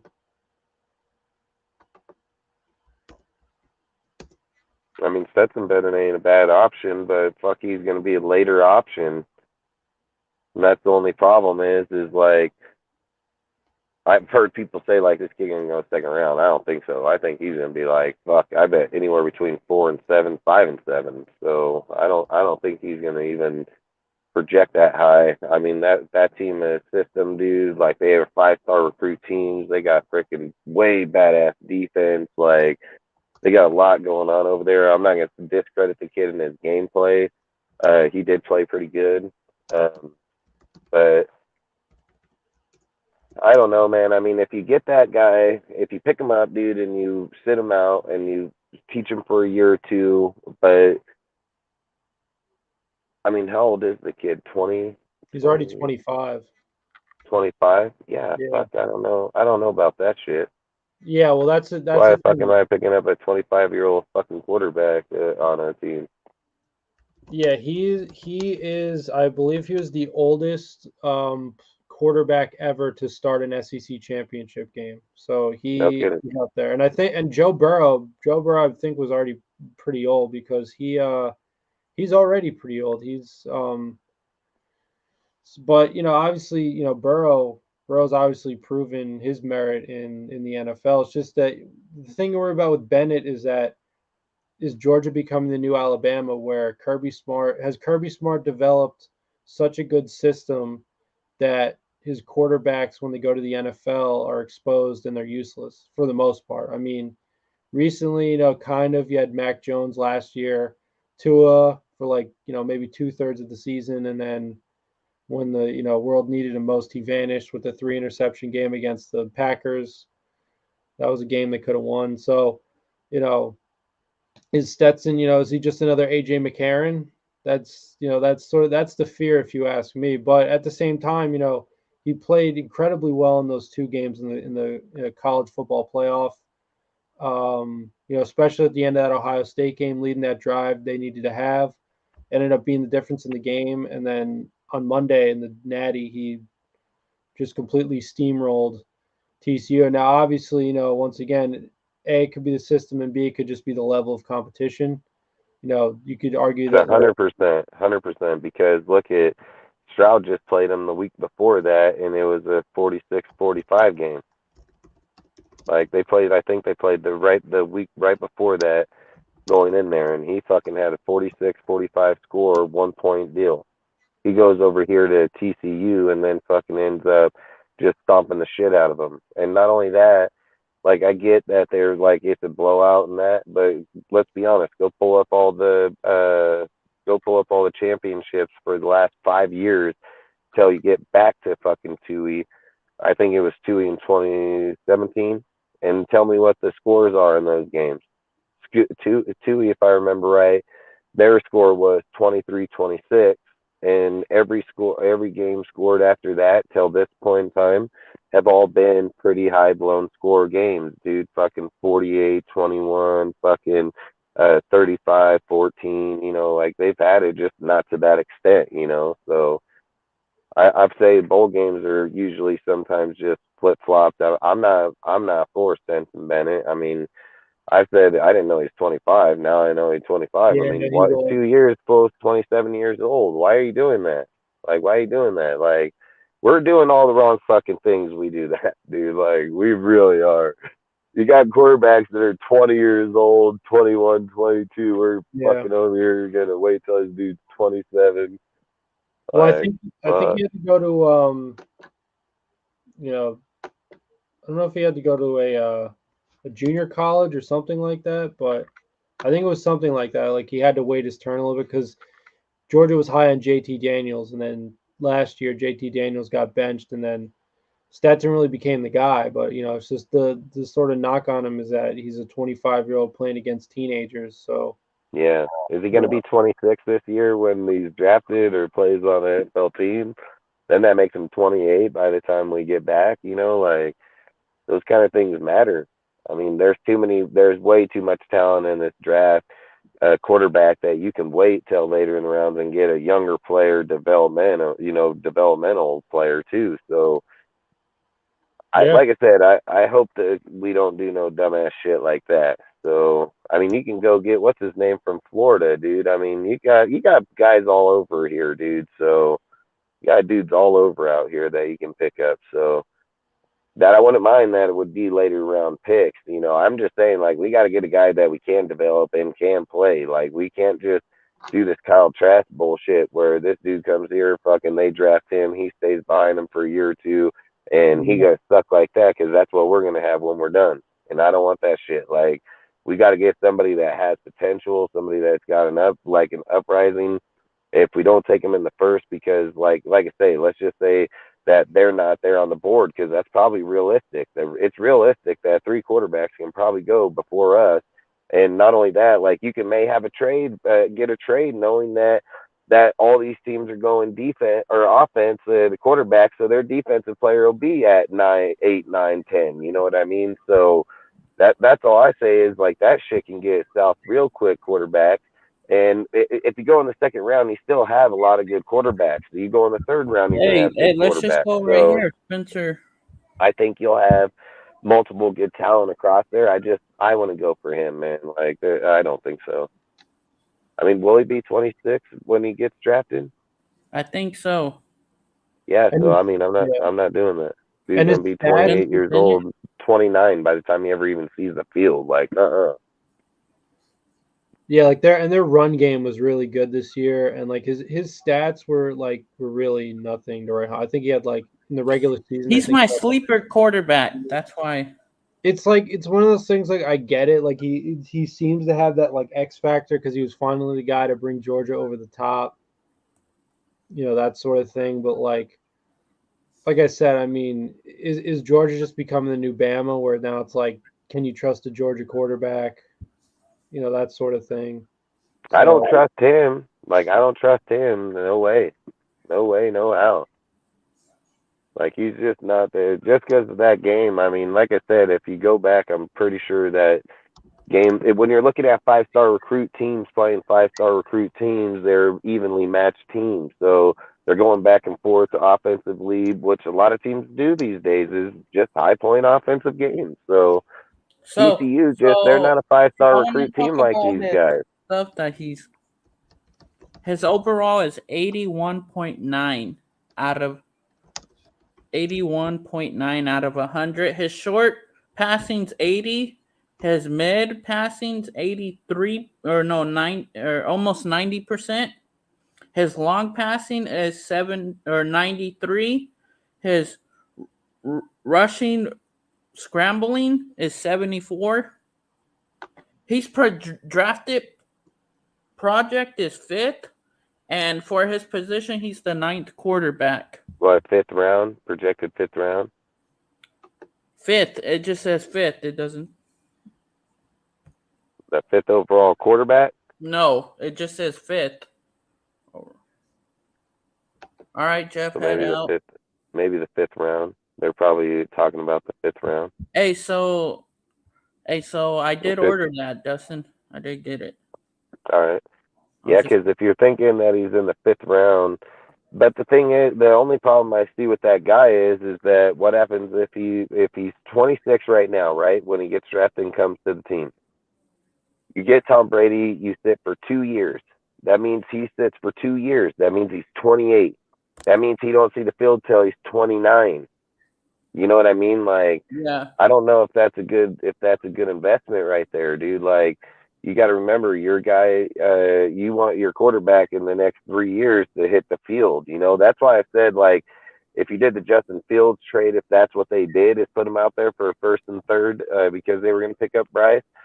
I don't know if you do that with Josh's system, but that's why I'm just saying, man, it didn't make sense with this whole deal right now, man. Like, it doesn't make sense to me. Like, I'll be honest, this whole talking, everything with the way that Brady, the way with the team, like the structural, like it just doesn't make sense, dude. Unless they just literally deplete this whole fucking team down to the bone and just keep your core and just rebuild that whole way. That means fucking, but they're not going to do that. They already just signed all the fucking practice squad players.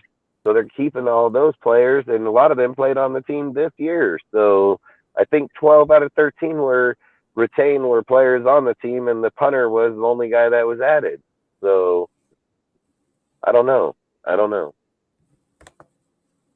I'm just saying we have so many better options. I think if we use that 7th pick, I'm telling you, if it was me, I would trade up, dude. Like, I would hit up Texans. I'd hit up somebody. I'd be like, fucking, I just assume that we're not trading Carr. Like, I'll just be honest. I assume we're not trading Carr. I'm not counting on no draft picks. I'm not counting on shit. I think Carr going to straight tell us the mother F off, like, straight up. So I think he's going to just be like, yeah, you guys can suck it. And then he's going to fucking bounce out. We're just going to have the picks we have. And I just think at that point, man, like, if I was us, I would trade up, dude. I'd give up 2 first round picks. I don't care. I'd give up 3 probably. I don't really give a shit. Like, I think CJ Stroud, at the type of player he is, the type of mind he is, how smart he is, the mobility, the way that he'll fucking drop his shoulder and straight crack a fucking linebacker and truck right into the end zone. Like, this guy is not scared. He's a good sized player and he's a smart player. He's got great downfield deal. He's got a 12.4% sack rate within the pocket. Like, I want this dude. Like, I think he'd be great for our players. Devontae, I think he would be great because he can get it out to them and pretty accurate, and then take off running too if he needs to. Like, I would love to get that dude. I ain't gonna lie, and I think we should. I think Brady is just all you're doing is trying to hope that he comes here, we can win a Super Bowl, and then you're fucking putting just too many eggs in one basket, man. Like literally. Like, and again, I don't get how people think it's gonna work, man. Unless somebody knows something. Like, you really think that you're gonna ask Max that Max is gonna go from $25 million contract to 15 million? Like, you really fucking believe that? No, he ain't fucking doing that. So you know that shit out the window. So do you think that he'll do 20 million to 25 million to 20 million with the sign? Probably for that year. I mean, I don't see why not. That's 5 million up front. So I think he would probably do something like that. And then just because we do 5 million doesn't mean that we receive 5 million back. It's not an even swap. You have to pay a fucking deal against that. So it's like if we pick up 5 million, the reality of it is that we're going to get like 3.75 back, you know, so we're not getting 5 million. So then if you're asking Max, you would have to ask Max, like, we need you to do 10 and we'll give you a signing bonus for 10. Like, that's what you're going to have to do to even get any headway. So then you're getting like 7 million back. And then still on 27 and 7 is 34. So you got 34 million. Then you go over to Devontae and say you do the same thing with him. You sign him a check for 10 million and go from his fucking, 30 million to 20 million or 35 million to 25 million. So you're picking up another 7.5, you know. So you're only going to be up around 40 million, 41 million. What is that? You'll be right around the 40 million mark. So then you gotta have to sit there. You're gonna have to fucking put in massive deals. Like you have to. And Chandler, even Chandler. Let's just say Chandler ain't gonna fucking go from 17 million to 10. You know, that's why I would trade that motherfucker. Was what I would do. I'd trade him and tell that team, I'll eat 7 million. Just give us 10 million back. Like that's what I'd do with him. I'd trade that fool and pay another team 7 million, take his ass. So I just think frickin' the Raiders have to do so much, and to say like the defense is close, bullshit. They got embarrassed by the Chiefs, dude. Getting ready to go in the playoffs. We got good runs, and we had these little games here and there. But let's be real. When we played against the frickin' Niners, we didn't. It was fucking 34 point games. So we weren't stopping shit. Like, that's how our games go, dude. We just fucking high end points, high end scores. So the defense ain't. So to go into next year, if you're going to be honest about it and just say, okay, we're going to drop off all these linemen, this, that, and the other. But I don't think you can, because I think it wasn't Belay under a 2-year contract. Yeah, I believe. Yeah, so. I think Belay is under 2 years, but maybe they have an option to cut him or something. I don't know. But Hey, again, Justin, like, I want to tell you what I got started so far. what do you got? I'm gonna need. I just think when you look at it, like Belay and all them, I think I would cut. Like, you got to remember, dude, you got Tillery, Tecco, fucking Belay Nichols, you got freaking Neil Farrell. Like, you got a lot of fucking good guys down on that deal right now. So that's gonna be tough fucking cuts on all those guys. So it's this one. that linebacker is 100%, DN's 100%, corners 100%, safety 100%. Like, we gotta get all those spots over there, and we need multiple of them. What are you doing right now? Can you see that? I need permissions.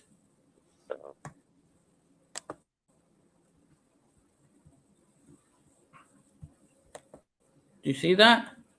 You kind of want it like that? What is it? It's for, I'm going to do the presentation. Look. For what? For when we come up on Wednesdays. Something like this. Yeah. Something like this, maybe. And then eventually I could get down, like, the videos and stuff and put them in there. Hell yeah. Yeah. Yeah, because when the week leading up to the Super Bowl, We're gonna start Oh, in 3 scouting. weeks? We're gonna start scouting college players each week. So each week we'll do quarterbacks, the halfbacks, receivers, offensive linemen, and then do defense. And we're gonna Yeah, I do want to this start for. on it I think I just want to have it done before, and like we could just look through this. Yeah, and, because like, I think we want to do the time frame in like 2 to 3 months. 2 months, I Yeah. think. Because what is Yeah, it? and- January, February, March, April. So you're 4 months out. And So then you want to do it in a 2-month you span. and Jeff could have access to this. I'll give you my email and stuff, and you guys could use it too. You guys could look at it on your own site too. Like if I miss a day, I'll have it all done before, and you guys just go into it. Heck yeah. Yeah, no, I just think frickin', I don't know, man, where we need to be going forward. We got a lot of shit we got to do, straight up. Yeah, we need a lot of shit. Like, Said which teams are willing to trade a first-round pick for Carr. Boy, I that's think- going to be fucking tough. Carolina maybe. I know, and then you got to hope that Carr would do it, dude. Like, I think Carr would do it just because he has that loyalty type of deal and like he's faithful. yeah, but so let's look at it like this. If his agent told him, like, you can either go to Carolina or Miami, where are you going? Fuck, I would do Carolina. Over Miami? Yeah. But The only why? reason that I would do that is because McDaniels has that mobile type of, he's Shanahan type of deal, kind of. He's not, Derek Carr's not a Kyle Shanahan type of quarterback. I don't think Carr would ever run again. I just don't think it would work there. Carolina's the best option because they got a defense. They got Burns, or what's his name? Their pass rusher? Brian Burns.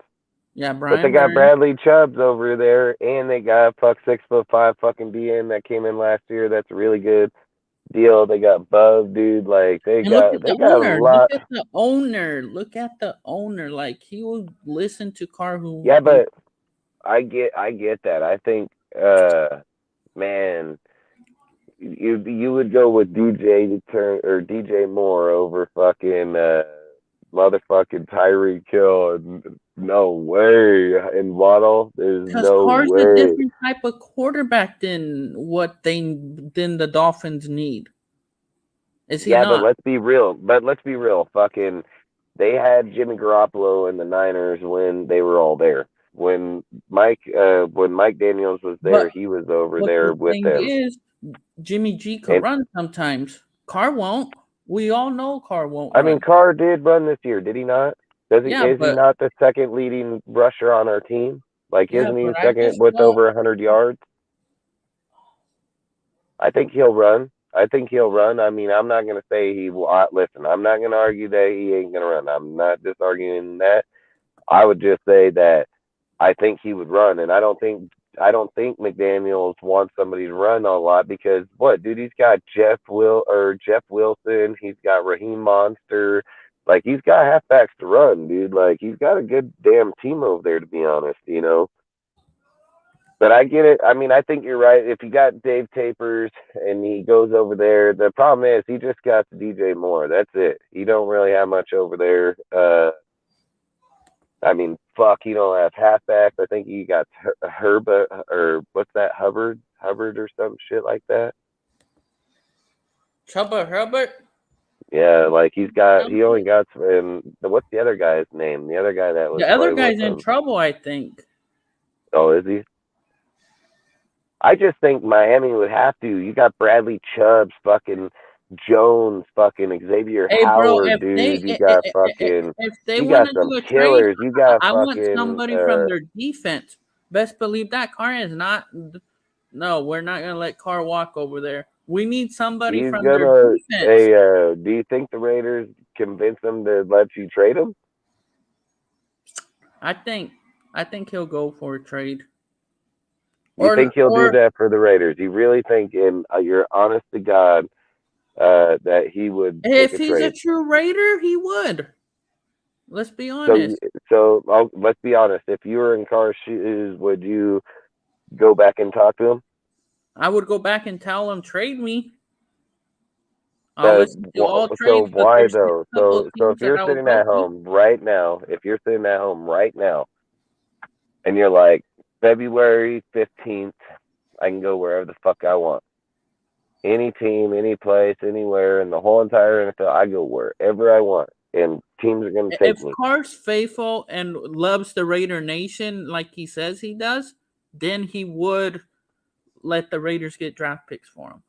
Yeah, but then that's implying that you're going to go. So then that's saying that, okay, the Jets would be really the only team, I think, outside of Carolina.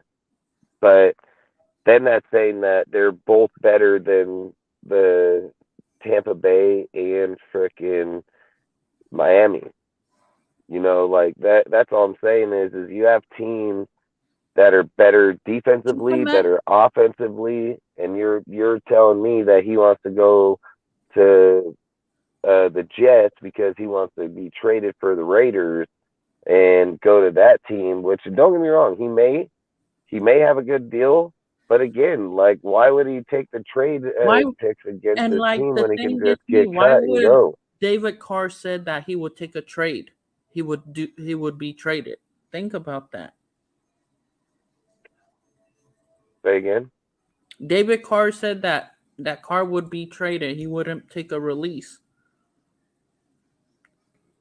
Because Carr has that much love. Carr's loyal to the Raiders. Regret what happened. Like, I have mad respect for Carr until I seen him play in person. In Seattle, that's when, like, he was overthrowing. But I give props to him when he took that hit when his ribs or whatever got hurt. He took that massive hit, like, and then came back after 1-2 plays on the sideline. Came back in. I have much love. That was a true Raider right there.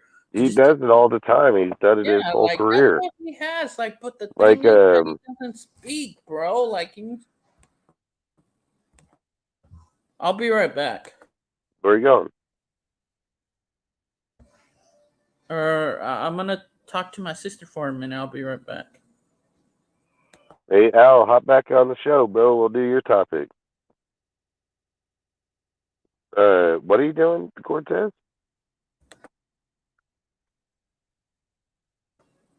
Calling my sister. I'll be right back. Yeah, I think frickin' because I would see him take a holder in Oakland and saw Carr ball out. Facts. I mean, I ain't gonna disagree. I mean, I've always liked Carr. I think he's our fucking greatest quarterback. There ain't no lie against that. Frickin' all right, yeah, hop back on. We'll do your college player and your topic real quick.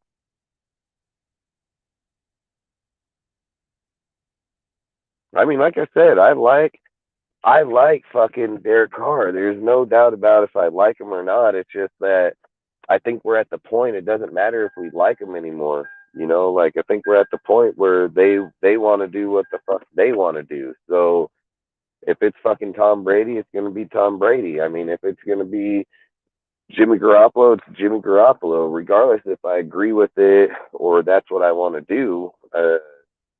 We have zero fucking say in it. We're just fans. We just speak our mind. I would just say, like, watching the team and over the time, like, I would just feel like it's just gonna fucking hurt hella bad. The other thing I have an issue is we're taking a 30-year-old quarterback that's in his fucking prime of his time, and he's done pretty well within most everybody's system, and then we're just gonna cut that fucker for a 30 or 46-year-old dude. Like, I just think that's insane. But either way, I don't care. We don't have a say in it. So I don't know. Carr, I've always loved Carr. I think he's a great player. I think he was always a great Raider. I mean, fuck, if we had choice, I want to get rid of him. But again, we don't make that decision at the end of the day. I've always said, I'll just fucking say thank you for being a Raider. I hope you retire a Raider when you're done. it's just like I said, when it comes to the trade talk, man, I get that David Carr may speak on his deal, but he ain't Derek. And I just don't see why he would fucking take a trade to a lesser team out there. I mean, and why would he take the that? No, so this is the only thing that I debate the trade talk is why would he take a trade when he could just go over there and sign? Like, that's the only thing I'm not concepting. Maybe there's something more to that trade I'm just not getting, like, that I may need to just look into, but I don't know how the hell, why he wouldn't just have to be released and then fucking go sign himself. So, I don't know. I don't know if there's, I know the contract's guaranteed and if he goes over there to the next team, but again, in the contract says too that they can cut him the following year for $7.5 million. So it'd be no different than what the Raiders just did to him right now. So if he goes there on the same deal, that's the same option he can have happen 1 year later again. So I don't know. I'd have to see more into that, about that trade and so on like that. So get Al up on here. What's up, Dustin? What's up, Al? How's it going, dude? All right. Yeah, dude, it's definitely a transition period for the Raiders. We'll see if this front office and this head coaching staff could steer this ship in the right way. Personally, I'm not too confident, but we'll see what happens. You guys were talking potential prospects, right? Yeah, you want to talk about your prospect or? Yeah. I put this guy down. Not sure if you've seen too much of him or heard about the guy Siaki Ika from Baylor. He was originally with LSU. He was actually a national champion with LSU back in 2019 with Joe Burrow, Jamar Chase, and the rest of those guys. He's like your prototypical nose tackle, basically like 6'4", 350. So he's basically like a fucking refrigerator in the middle of the defense. Mostly a run stuffer. Takes on double teams. Eats up a lot of real estate right there in the middle. But I think he can get after the quarterback a little bit more. And I think he's got some positional versatility. I think he is more naturally suited for a 3-4 right in the middle, but I don't see an issue with putting him alongside another D tackle in a 4-3. But yeah, dude, I mean, I'm actually looking at his exact measurables right now. So 6'4". I think I scouted him on my deal. I would, to be honest, I don't like any other tackle. I'm ordering my food real quick. I will take Payne over any rookie. Well, yeah, I mean, because he's a proven commodity. But if you're trying to build this thing on the long term, right, on a cheap rookie deal, I think this guy's someone to look at, and I wouldn't be surprised if Ziegler's, looking at this guy in a very, very, very, very seriously because, my whole theory on defense, I mean, definitely you need some good guys in the secondary corners and safeties, but I'm a big proponent in building an elite defensive line. I think football games are one of the trenches, and if you get after a quarterback as a defensive lineman, I think that's the best way to improve the defense. I think it's also the quickest way to improve the defense. I would take a linebacker before a defensive tackle. Yeah, I mean, I think that's where we differ, dude. Yeah, I would take D tackle over a linebacker any day. Because a linebacker is technically the quarterback. The middle linebacker is technically the quarterback of the defense. So that's I think, in my opinion, I truly believe like we need a fucking true middle linebacker, dude. Like for sure. Like yeah. That's the one thing that we have lacked for a long fucking time. Yeah. The one thing that we have lacked for a long time is that linebacker position I got a like that. To show you guys. I mean, don't you guys think like look over the whole time that we've been in the Look Thanks. at that. CJ Like, Stroud. be honest about legit. when you're looking at our team over the last, fucking 10 years, what linebackers sat back there and commanded that defense like dudes in the early 2000s, in the 1990s, the 80s? Like, what fucking guy has done that? Like, we haven't had a guy do that, No guy and has I done think, that, yeah. no, and I think when you have a guy leading from that position, like Urlacher, Ray Lewis, Foster, Warner, Leonard, multiple dudes that command, it makes your team better. Like, you become a Luke better Kuechly team like and that. all those guys. Damn right. I just think it's really Brian hard Urlacher. to find a guy like that. Because those guys, fuck, all the look at guys that you Roquan mentioned. Smith just got fucking 5-year, $20 million a year for $100 million. $100 Do you million, think yeah. Lamar gets signed to Baltimore after that? Yeah, dude. I mean, Do you it's think just hard. Baltimore? Do you think Baltimore is going to be able to sign him after signing Roquan for $100 million? Yeah, I don't think so, dude. I don't see where they would have the funds. $50 million to Lamar, dude. Like, fuck. Yeah, I mean, personally, like, this is probably gonna be controversial, dude, but I'm actually like not a huge fan of Lamar's game. I don't think it translates to like a championship Neither am I. football team.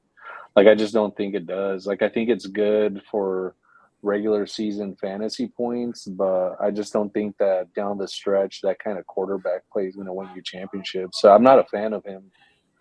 Yeah, I'm not a fan of him either.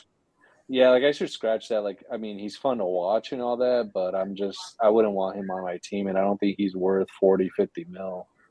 Hell no, I don't think he's worth $50 million. Like, hell no.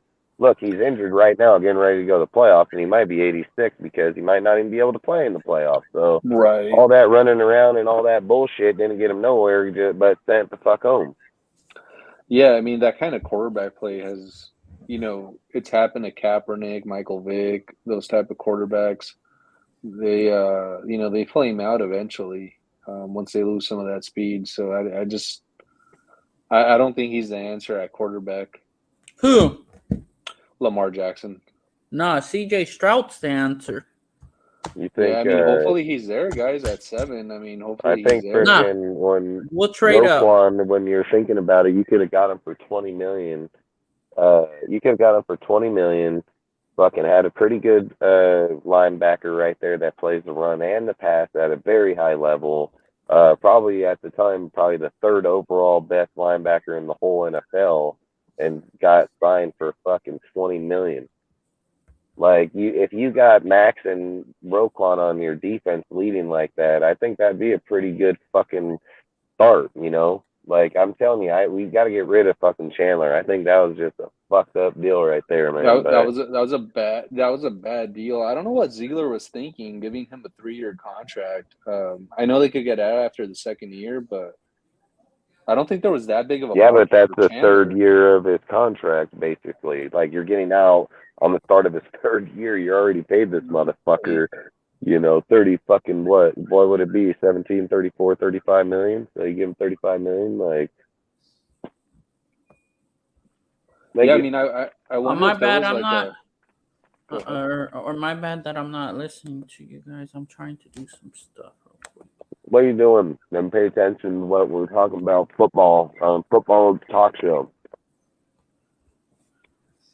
This guy. Did you go with the double Western, Dustin, or what? Fuck no, that was long, man. Big match. I'm trying to do our thing already. The prospect thing. Yeah, you're talking about stuff that's weeks out. We're talking about what's going on right now. Man, my quarterback, CJ Stroud, and Tom Brady, both of them. I'm going to tell you guys, I think you guys are fucking believer on Brady shit, man. Tom Brady, he'll get me a ring, I'm happy. He's not how? Like, I want to hear my somebody. Super Bowl ring, I'm good. I just want to know how people, when they say it, I just want to know how. Like, I get that we're doing hypothetical, but I just want to know, how does he guarantee us a ring? So Dustin, I think this isn't my opinion, but I think how people look at it like the layperson, the person who doesn't study football, that doesn't follow football closely, they think of a quarterback as being the end all be all of a football team, which is obviously not the case. There's an entire roster that's built around a quarterback. The quarterback is just one piece of it. Although Yeah, and obviously, like, asking it's an every important draft piece. pick to hit. Like they're asking every draft pick to hit. Right. But like I think how just like the general public sees Brady, they see Brady as they see Michael Jordan. You know, they see this guy with multiple rings. What is it, 7 rings now? They see this guy as an all-time winner, an all-time great, the GOAT. I mean, when people talk about Brady, they literally drop the GOAT emojis all over the place. So I think there's just like this perception out there in the general public that, hey, if you get this guy, it's like automatic, when obviously like that's not the case. I mean, as I mentioned earlier when I was on earlier, even if we get Patrick Mahomes, we're not winning the Super Bowl with Patrick Mahomes. Like that shit just doesn't make sense because there are too many holes on this team. I mean, Patrick Mahomes going against Tampa Bay a couple years ago showed us that, hey, the Patrick Mahomes show could only take you so far.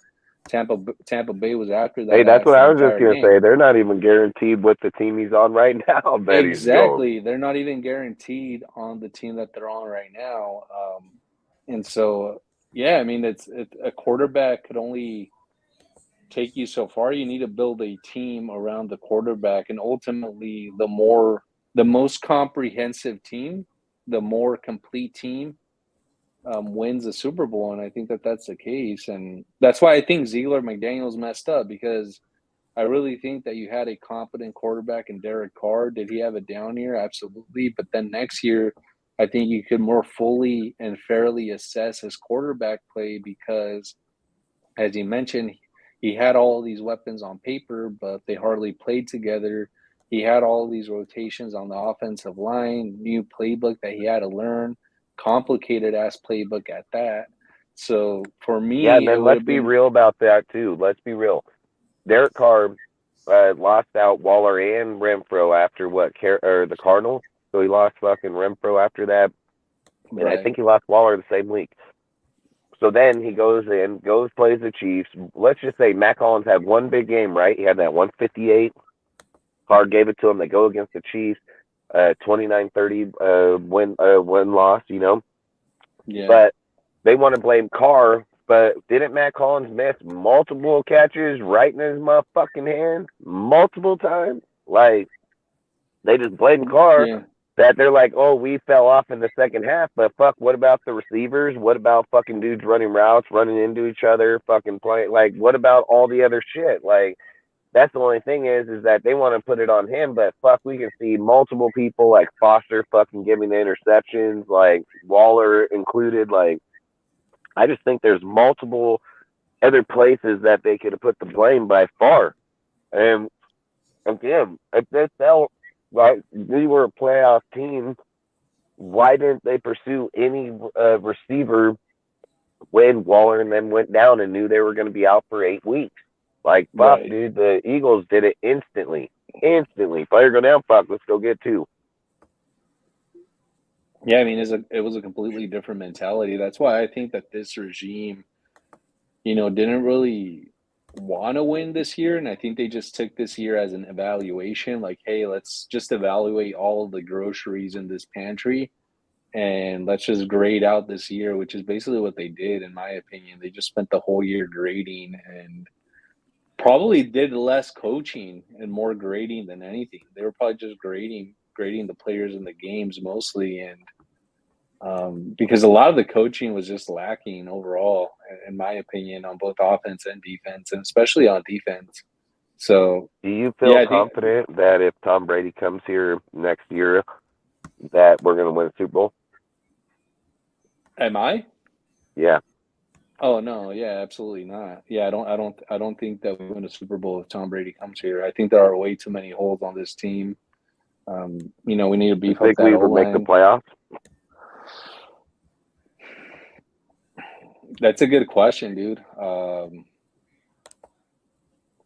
If I'm a betting man, I say probably not. I say probably not. If you think about it, if Jim Harbaugh goes over to the Broncos, you don't think they're a better team? They might be, yeah. I think they might be a better team, and we may be. I think Russell Wilson most definitely better. Yeah, and he's player under quarterbacking Harbaugh. much better. Yeah, he's playing much better under Harbaugh. That defense is pretty nasty.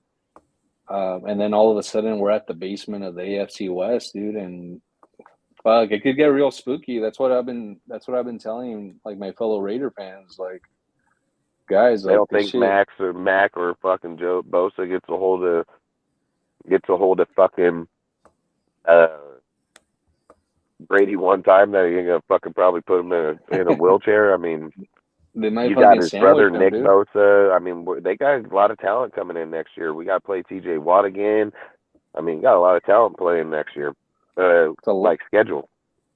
Yeah, no, for sure. I mean, it's a real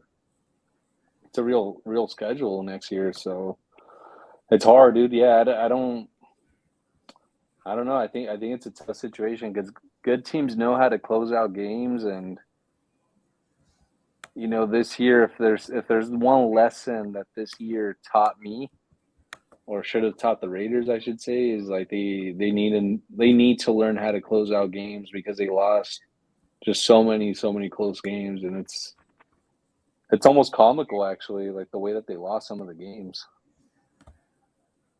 But dude, I still remember watching that Cardinals game, and I was just like, I'm chilling at the apartment. That was Carr's fault. Nah, dude, no, it wasn't. This fucking guy, dude.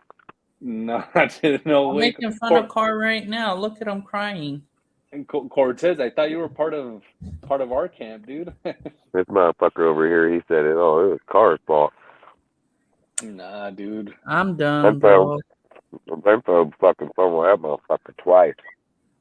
Hey, that Arizona Carr put him in that position to get blown Waller up. was a bitch. Let's not say that Carr did not. Bullshit. That's like saying Stidham put fucking Renfro in the spot where he fucking could have had the same result and ducked underneath that motherfucker and took off. That's bullshit. I think Cortez is trolling us right now. He is. He fucking 100%. He's just trolling. He's trolling. Nah, like, to be honest, 9 years is enough for me. Time to move on. Nah, I know you're trolling, dude. No, for real. I'm done. He couldn't I got kicked out of a group by saying. Like I said, you said fuck Carr. He kicked me out of a group. I told you he was going to do that before you even did it. I told him that he fucking goes and puts that, he's going to kick your ass out. Hey, Dustin, but I had a rebuttal to him. I'm like, you talk crap about Stidham. Hey, two-way street, I get it. The dude should have never talked crap about Stidham then. Then I wouldn't say nothing about Carr. I know you're trolling. I just say when we're sitting here debating the Carr deal, this, that, and the other, like when Carr throws the ball to Renfro in that play, that's Renfro's job to get out or go. He sees the field just as well. He cannot catch the ball. If he felt like he was going to get lit up beyond, he could have just not caught the ball. And it didn't even happen. He caught the ball, turned up field, dude fucking popped that motherfucker right with the ball. And popped it out. So then Renfro made the play to get upfield, and he got caught. So I'm just saying, quarterbacks are going to throw the ball, and it's your job to catch the ball if you want. So we know Waller's a bitch. He fucking ducked underneath it. Renfro or Foster had multiple balls bounce off his hands. Again, and I agree, it is time that we move off and try something else, but fuck Brady for real. Like, Brady for real. Go off a car hating ass motherfuckers to Brady. Like, fucking now we have even more hate. Like, this is insane. Yeah, dude. In my opinion, 90% chance Brady is here next year. Or this year, I should say. You know, Mark said, my bad. Mark said that he's embarrassed that this is a away territory, this, that, and the other for home field for away teams. He's kicking out fans that are saying bench McDaniels, fire McDaniels, keep Carr. He's kicking fans out. What the fuck do you think they're gonna get when you get Tom motherfucking Brady in this motherfucking stadium with our fans, they're going to be way more signs than Ben fucking McDaniels. Promise you that. But no. So what? But, You're gonna start kicking out all your fucking fans? Like that's what you're gonna do? You're walk around and kick out what 100 fans? Fuck, dude. So this is the thing, though, Dustin. This is the thing, though, dude. We're looking at this as if it was the Oakland Alameda County Coliseum, dude. This is different. This is Allegiant Stadium, and the type of fan that goes to Allegiant Stadium is very different from the type of fan that fuck, dude. Not true. Not for Raider fans. Fuck, I come from there, dude, and I'm fucking there, and I look at all the super fans. They come from all over the whole U.S., dude. Like, there's multiple dudes there that been season ticket holders just like I have for the last 20 years. Like, there's a lot of us there, and I'm not going to disagree about that there's not these LA fucking guys there now, but we way outnumber those motherfuckers by far. Like, so this is a sad reality, dude. As the years go by, as the seasons go by, the original like Oakland Raider fans, dude, they're gonna like slowly like dwindle off. Sure. Yeah, they're just gonna slowly dissipate, and it's gonna be like this weird like Las Vegas fan base, also SoCal, which Dustin, you know there's real permissions. What was that, Cortez? Oh, asking Dustin for some permissions.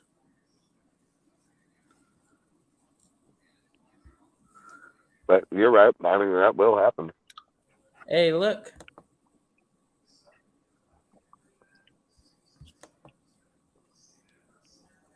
Is that a PowerPoint, dude?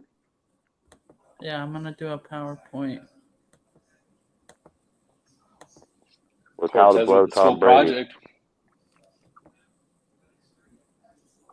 Cortez with the school project. Look, that's my quarterback, guys. He's trolling, dude. He's trolling. I'm sorry, Raider Nation. I gave it my all. Dude, that guy was a real Raider. Mm-hmm. Fucking real ass Raider. Nah, no doubt about it. I have love for Carr, but there's no denying the fact that Derek Carr is going to go down as the greatest Raider quarterback for the Raiders, period. The numbers prove it, dude. I mean, Stabler that was here for 9 years? No, I think it's only been Carr. Dude, well, Stabler there was also somebody else here. There was somebody else here. I think it was Stabler or somebody for next amount of years. They had 18 or 19,000 yards. Carr got 35,000. It was Stabler. Stabler had the most passing yards. Yeah. I think he was here around 8. I think he was around here for 8-9 years, but I remember. I could be wrong. I'm gonna look up Kenny Stabler real quick. I think Daryl LaMonica's up there, the Mad Bomber. Man, I'm happy to have. If I remember right, wasn't fucking the Mad Bomber? What's his name? Plunkett. Flores was his coach. Flores, yeah. So Daryl LaMonica was here from 1967 to 1974. Yeah, and then Stabler took over, right? I'm gonna look up Kenny the Snake. Kenny the Snake. George Blanda played too, old as fuck as well, like deep into his 40s. He was a kicker and quarterback. So Stabler came from, I think, Tennessee. Yeah, that's right. He was. Oh no, he was with us for almost. He was here from 1968 to 1979. Yeah, and then he went to the Houston Oilers, right? 80 to 81, and then New Orleans Saints. I told you he was here for 9 years. I had 18 or 19,000 yards. Carr was here for 9 years. Carr was here for 9 years, and he had 35,000. He had more interceptions than touchdowns in his whole career. Yeah, I think he had like 200 and some like interceptions, right? 222 picks, 194 touchdowns. what's Carr's interception to touchdown ratio? Carr's got Derek like Carr. 202, right? Maybe 99 INTs. Last I'll time I tell checked. you right now. So Derek Carr 217 to 99. His passing Fuck, we're just rating gonna cut is this guy. 91 and 91.8. His rushing yards almost 900, 845, and 6 rushing touchdowns. Yeah, I think it's just crazy that Passing we're just gonna cut completions? this fucking guy off our team. Passing attempts he almost had over 5,000 passing attempts. He completed 3,201. His completion rating was 64.6.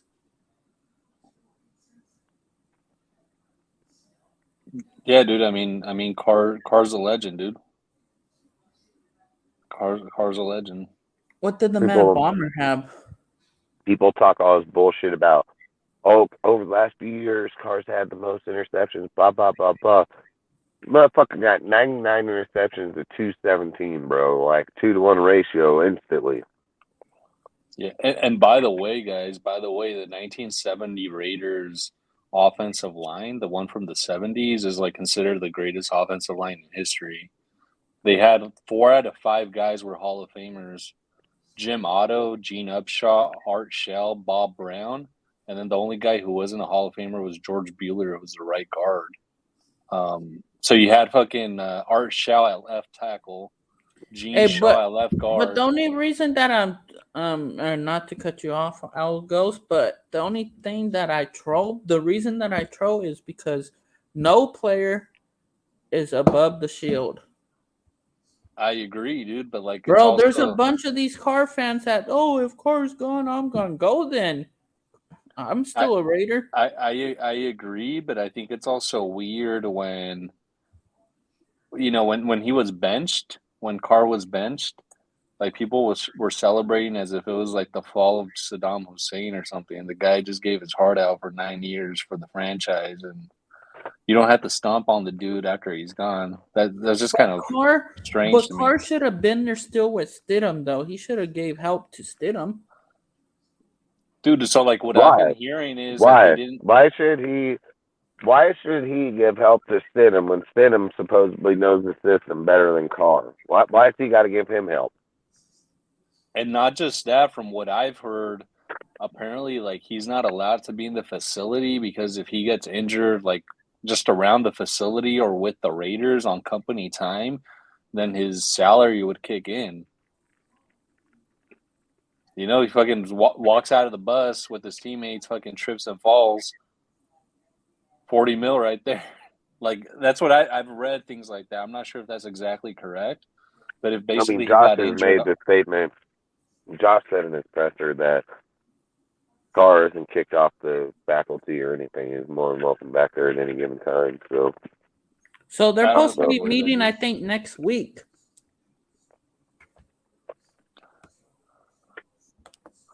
Yeah, and I think it's going to be more of a, hey, like, thank you for your services. We're getting Brady ready for a Vegas run. They can't tell him that, dude. Like, you can't fucking say that. I don't think they're. Yeah, fuck you and you. Yeah, You gotta like, wait till fucking. Yeah, you gotta.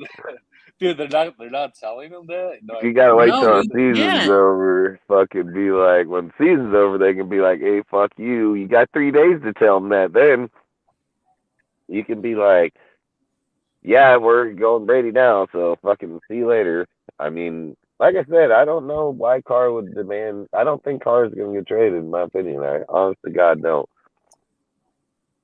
I think there's too many teams out there. He can just go. They're going to sign him. Like the Raiders fucked the pooch on this, dude. Like straight up, they fucked the pooch because, I mean, people keep saying like, "Oh, David Carr." Listen, David is his brother. It's not him. When Carr sits down at the end of the day, his agent's going to be telling him in his ear, because that's his job, that Derek, you can just demand to be released. Hey, Dustin. and you can go wherever the fuck you want, straight up. Hey, Dustin. Yeah. And let's say this: you don't really need an agent to get money. Look what Raekwon Smith, he did that all on his own, and doesn't have to pay no agent, nothing. All that money that he's gonna get. Yeah, is but going Carr straight to got him. an agent. He already has one. So he's got an agent. They're gonna do the work Hey, the for him. thing But is, and no disrespect, but if Carr was true to his word, he would retire then. no, why? Why would He he? said that if he could not. Listen, if motherfucking Josh come in and fuck you and you want to go retire, then you be a pussy ass motherfucker. Like, that motherfucker came in and benched my motherfucking ass and told me they're gonna fucking shit me.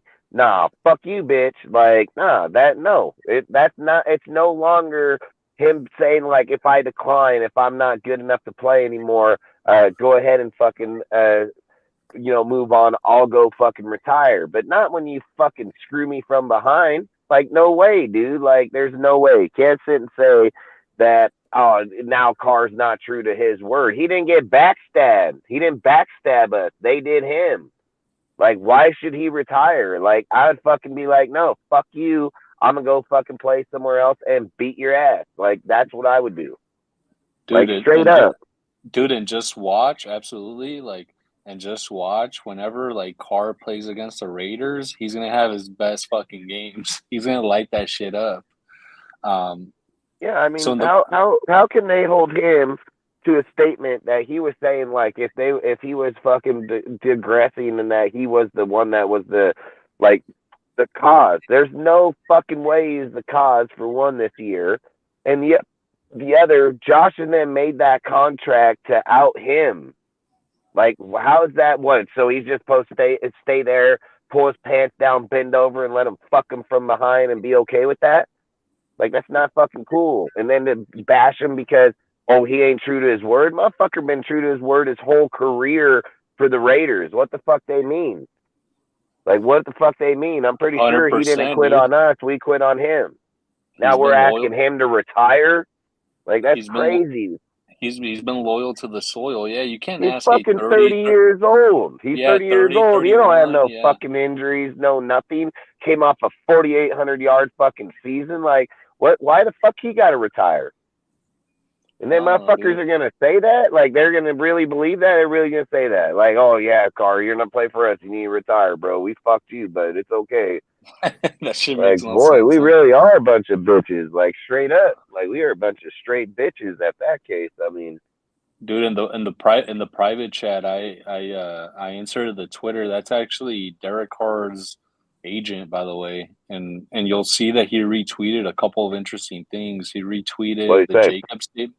Well, he retweeted the Jacobs, like the JJ locker room statement, just when he said, like, hey, he missed Carr and the Carr's, a good dude, a good person. But then the more interesting tweet that he retweeted was the Colin Cowherd take on Derek Carr and how he's a good quarterback and how Derek Carr would make the Jets, Commanders, and Bucks playoff contenders next year. So, I mean, the fucking agents like retweeting shit already, and this like, there's no way I'm going to kind of way.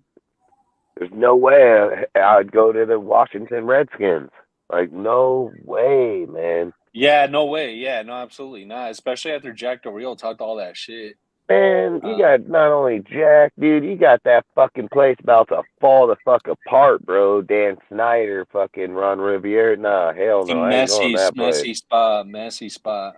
Yep, not even heading that route. That's got to be one that you just got to chalk the fuck off that. I think the Jets are interesting, dude. The Jets are interesting. They have a nice defense. I think the Jets are interesting. I mean, they got a good offense, too. I mean, fuck, let's be real. They got Elijah Moore over there, fucking Garrett Wilson. They got Bryce Hall. It's a good team, yeah. They got a good deal. They got Jack Conklin, fucking, I think, is that his name? Jack Conklin, the tight end? The tackle? No, it's a tight end. I know I'm getting the last name wrong. Fucking, because Conklin's definitely the... Yeah, he's the Browns right tackle. Ty Johnson, you mean? Or no. Fucking, is it not? Tyler Is it Conklin. not? Tyler No, Conklin. not the fucking. Yeah, it's Conklin, dude. I just Ah, looked it up. Tyler it Conklin, is, right? the tight end. Yeah, Yeah, you're yeah. right. Is he That's what I was brothers? He thinking. must be related to that dude. Yeah, so I mean, it's not like they don't have a good team over there behind them. You know what I mean? So the Jets would be interesting, but I'm telling you, if Tom Brady leaves, why wouldn't he go to Tampa? Like, why wouldn't he? Like, if he's really Tampa got low fucking owner, fucking the head coach can be a little. They whose can would Twitter be a is little this? bit off of there. They can be a little off of there for the head coach Bowles, but still they can switch off Bowles at any time. I've even said, what if you just reverted Bowles back to the defense and brought Bruce Arians down and brought Carr in? Like, bam, badass team. Like, fucking, I just think fucking there's just too many more intriguing teams than like Washington for sure. That got to be a no, like instant no. Like fucking the Carolina. I would like Carolina, but fuck, come on, man. I mean, you're telling me you would rather not go to Tampa and go to Carolina? Like they got all they have is DJ Moore and Brian Burns and fucking few deals here. Like Tampa got fucking defense in place, they got offense in place. Like I think Carr's gonna be real smart, dude. I think he's real smart. I think he's gonna be very deliberate with his decisions. So he'll make the right decision. I think in the end of the day, I hope Was that his G or Tom? That's his agent. Yeah, Timothy Younger. Yeah, that's his agent. That's his Twitter handle. So that guy right there's his agent. Well, show the screen so then we can see who that guy right there is. So it just doesn't make sense at this time.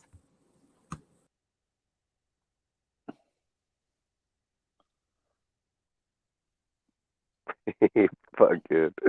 He probably tried to screen and then he probably tried to screen and then it fucking bounced off. Yeah, I don't know. I think frickin' if his agent fucking if he showed what the Washington Redskins? He retweeted a take by Colin Cowherd, in which Colin Cowherd said the Jets, Commanders, and Bucks. Yeah, that's what I'm saying. Jets and the Bucks, 100%. He looks goofy. What did you say, Aaron? Hey, look, add me. Did you get me? I sent the. Yeah, he's sharing the screen now. Yeah, he looks like a dummy.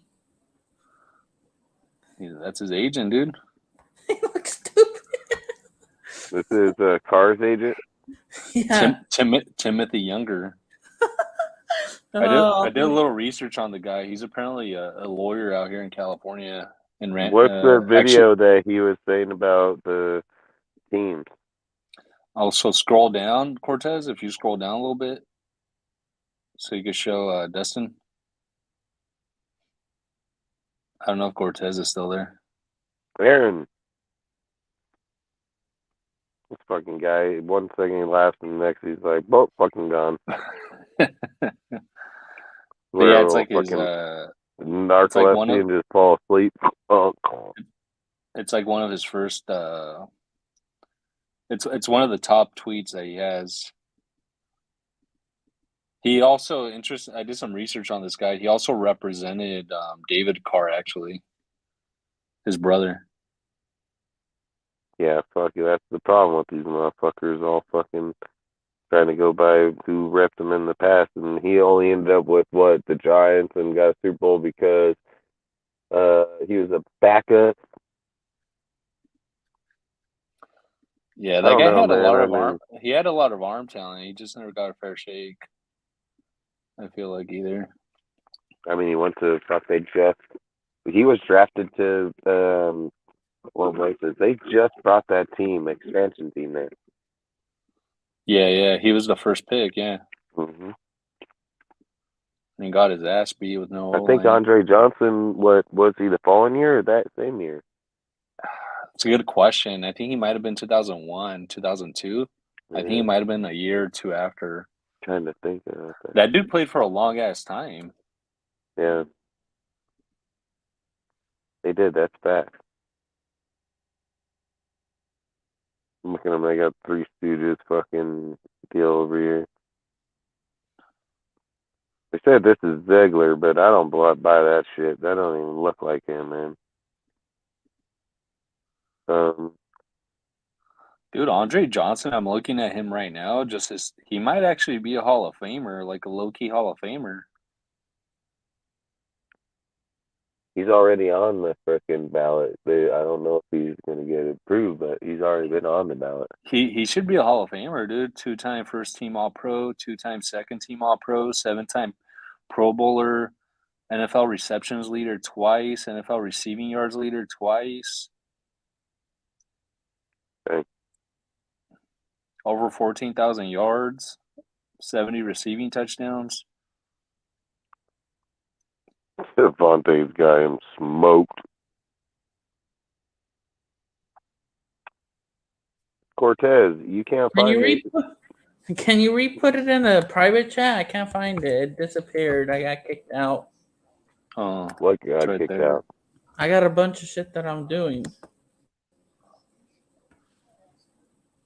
Yeah, I just repasted it. All right, I got you. Hello? Okay, I'll be right there. Okay. Bye. All right. Bye. Which one do you want me to go to?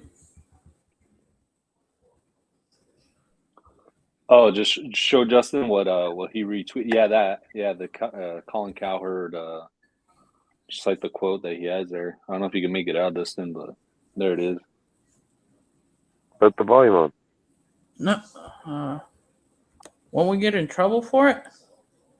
We're not monetized. What are they going to fucking drop us? So Let me Derek Carr's replay getting this. benched by the Raiders for the last 3. Okay, I'll be so back. The other story, it is amazing. Stuff gets going on the internet, and nobody pushes back. And Well, then you all of a don't got to sudden play wake the up and whole Derek thing. Carr's We're just terrible. going to. It's like timeout. I've always thought my job is to just add some context, take the emotion out of it. I don't care who wins and loses these games. I want them to be, it's like a produce. I own the store. I'm looking for good, fresh material. So Derek Carr's getting benched by the Raiders for the last 2 games. Why is he getting benched? Well, my feeling is they want him healthy so they can trade him. So Derek Carr in his contract has $40 million guaranteed money. They're injury guarantees. So if he gets hurt, one of the NFL's poorest owners, Mark Davis, would have to write him $40 million check. They don't want to do that. They want to move off Derek Carr. I think it's a mistake. So the Raiders want him healthy. They want to trade Derek Carr, and they want him healthy. And there is no big dead cap hit if they moved it. We've mentioned that multiple times this year. He is one of the rare good quarterbacks in this league. You can move now and not be a big dead cap hit. I wouldn't move him. I don't think this is a great college quarterback class. I just wouldn't. But I'll say this, just to defend Derek Carr again. He's 31 years old. He's already at 35,000 yards. That's with multiple coaching changes, constant chaos, often bad offensive line. He's at 35,000 yards. If he plays just 3 more seasons, and my guess he'll play double that. He'll play at least 6 because he's never really been hurt consistently. He's always ready to play. He's a tough kid. If he plays just 3 more years, that's it. He's 31. He will blow past 45,000 yards passing. Because he's at 35,000 now, and he averages 4,000 a year. So he'll blow past 45,000 yards passing. 16 quarterbacks in league history have done that. Many are Hall of Famers, and 3 that aren't, Breeze, Aaron Rodgers, and Brady will be. And the guys that have done it who didn't make the Hall, Phillip Rivers and Carson Palmer, were damn good. Derek Carr's a good quarterback. I say this all the time. I'm always impressed with a kid that came from a young boy or a young girl that came from a tough background and made something of themselves. It's awesome if you're a billionaire. You want me to cut it off? As a trust fund kid, you don't touch my heart. That's Derek it. Carr had to go to Fresno State. What? Everybody You want me doubted to Derek turn it Carr. off? Didn't have the big arm. Goes to the Raiders. 6 different coaches. Last year, was a circus. Yeah, he throws probably more It interceptions was than a you'd like. circus But because this what morning Mark, I went yeah, out he and I looked. probably I might, took out because his Mark rookie might year because all fucking these watch this quarterbacks and struggle as rookies. have it Trevor Lawrence is banned. great now. He was awful last year. I mean, John Elway first year, Peyton Manning first year, Eli Manning first year. Take out his rookie year and subtract this year because he's not going to play a full season. And his numbers are astounding. Yeah, I don't know. I mean, 1.5 touchdown. like I said, I think fucking 4,000 yards. Carr is a great. I mean, fuck, I've always liked him. There's no doubt about it. So Right now, outside of left tackle, isn't a very good offensive line. So it is what it is, man. I mean, fucking, he's either good looking. I guess the only way you can look at it. So Yeah, you I want to mean, talk on your other subject or what? Your other topic? he'll succeed What- elsewhere. He will. I mean, he's going to. I mean, fucking, just like he said, he's only 16 other people in the NFL history would surpass 45,000 yards, and he will. I mean, if he's at 35, and let's be real, if he threw for 4,000 yards for 3 years, he would surpass the 45,000 mark. Yeah, and just think And about then like if he the did guys who he that, was he'd throwing be to. at 50. He'd be at 55,000 if he did it for 6 more years. Yeah, it's wild, dude. Yeah. But yeah, just I guess quickly on my topic, dude. And then probably have to hightail it pretty soon. But the question that I had that I was going to pose to you guys, and when we have a more full panel, then we could probably discuss it more at length. But I think one of the lingering questions that people have been debating on Raiders YouTube for a while is like, who deserves more blame, the players or the coaches for the lack of success this season? And for me, obviously, I don't think that you could put it all on the coaches or all on the players. But when I step back and think about the success that we had last year with a very, very depleted roster and the Gruden emails and the Henry Ruggs situation and the Damon Arnett situation and the fact that we were able to rally together and still make the playoffs and come within one play of pushing the Bengals to overtime, who represented the AFC in the Super Bowl. It leads me to believe that more of the blame has to be placed on the coaching staff. And, I'm not going to relent on that. I think there were very, very questionable coaching decisions throughout the course of the season on both offense and defense. Especially like early on in the season when on the offensive side, when McDaniels was, calling a lot of those like trick plays, a lot of those flea flickers, and a lot of that stuff wasn't working initially. Then a couple of times later on in the season, that stuff ended up working. But, at the times that he called those kinds of plays, it was very questionable, and he decided to go for 2 in Kansas City. You could just go down the list. And then on the defensive side, similar things there, right? Patrick Graham dropping Crosby into coverage on 3rd and long situations, playing Cleveland Farrell as a DB in Kansas City, playing press man coverage against Baker Mayfield, who had 98 yards to go in order to score a touchdown. Just a lot of questionable decisions on the coaching staff. And I just think that they're overall incompetent, and I don't have much faith in them going forward. I hope that I'm wrong. I don't hope that I'm right. But I do think that a lot of this season's lackluster performance falls on the coaches. I don't know what you guys think. I think it goes both ways for me. I mean, I would say coaches for sure, but I'd also have to say players too. I mean, if you look at the way, they went out and got the players, dude. Just they ended up getting injured. You know what I mean? Like, a lot of those guys ended up getting injured. They ended up going to backups. I mean, if we're really sitting here depending on Meek Robinson to win, we've already failed before it ever got started. So, I don't know. I agree 100% on the coaches. Like, I think I get that McDaniels calls these plays, but his points are still up on the board, man. Like, they still got the points. I would be like Patrick Graham, 100% fuck the pooch on a lot of these games. Like, and again, I believe if Derek Carr had Waller and had Renfro, he could have done more with the team. They would have won a few more of those games. So we may be even breaking the playoffs if Waller and Renfro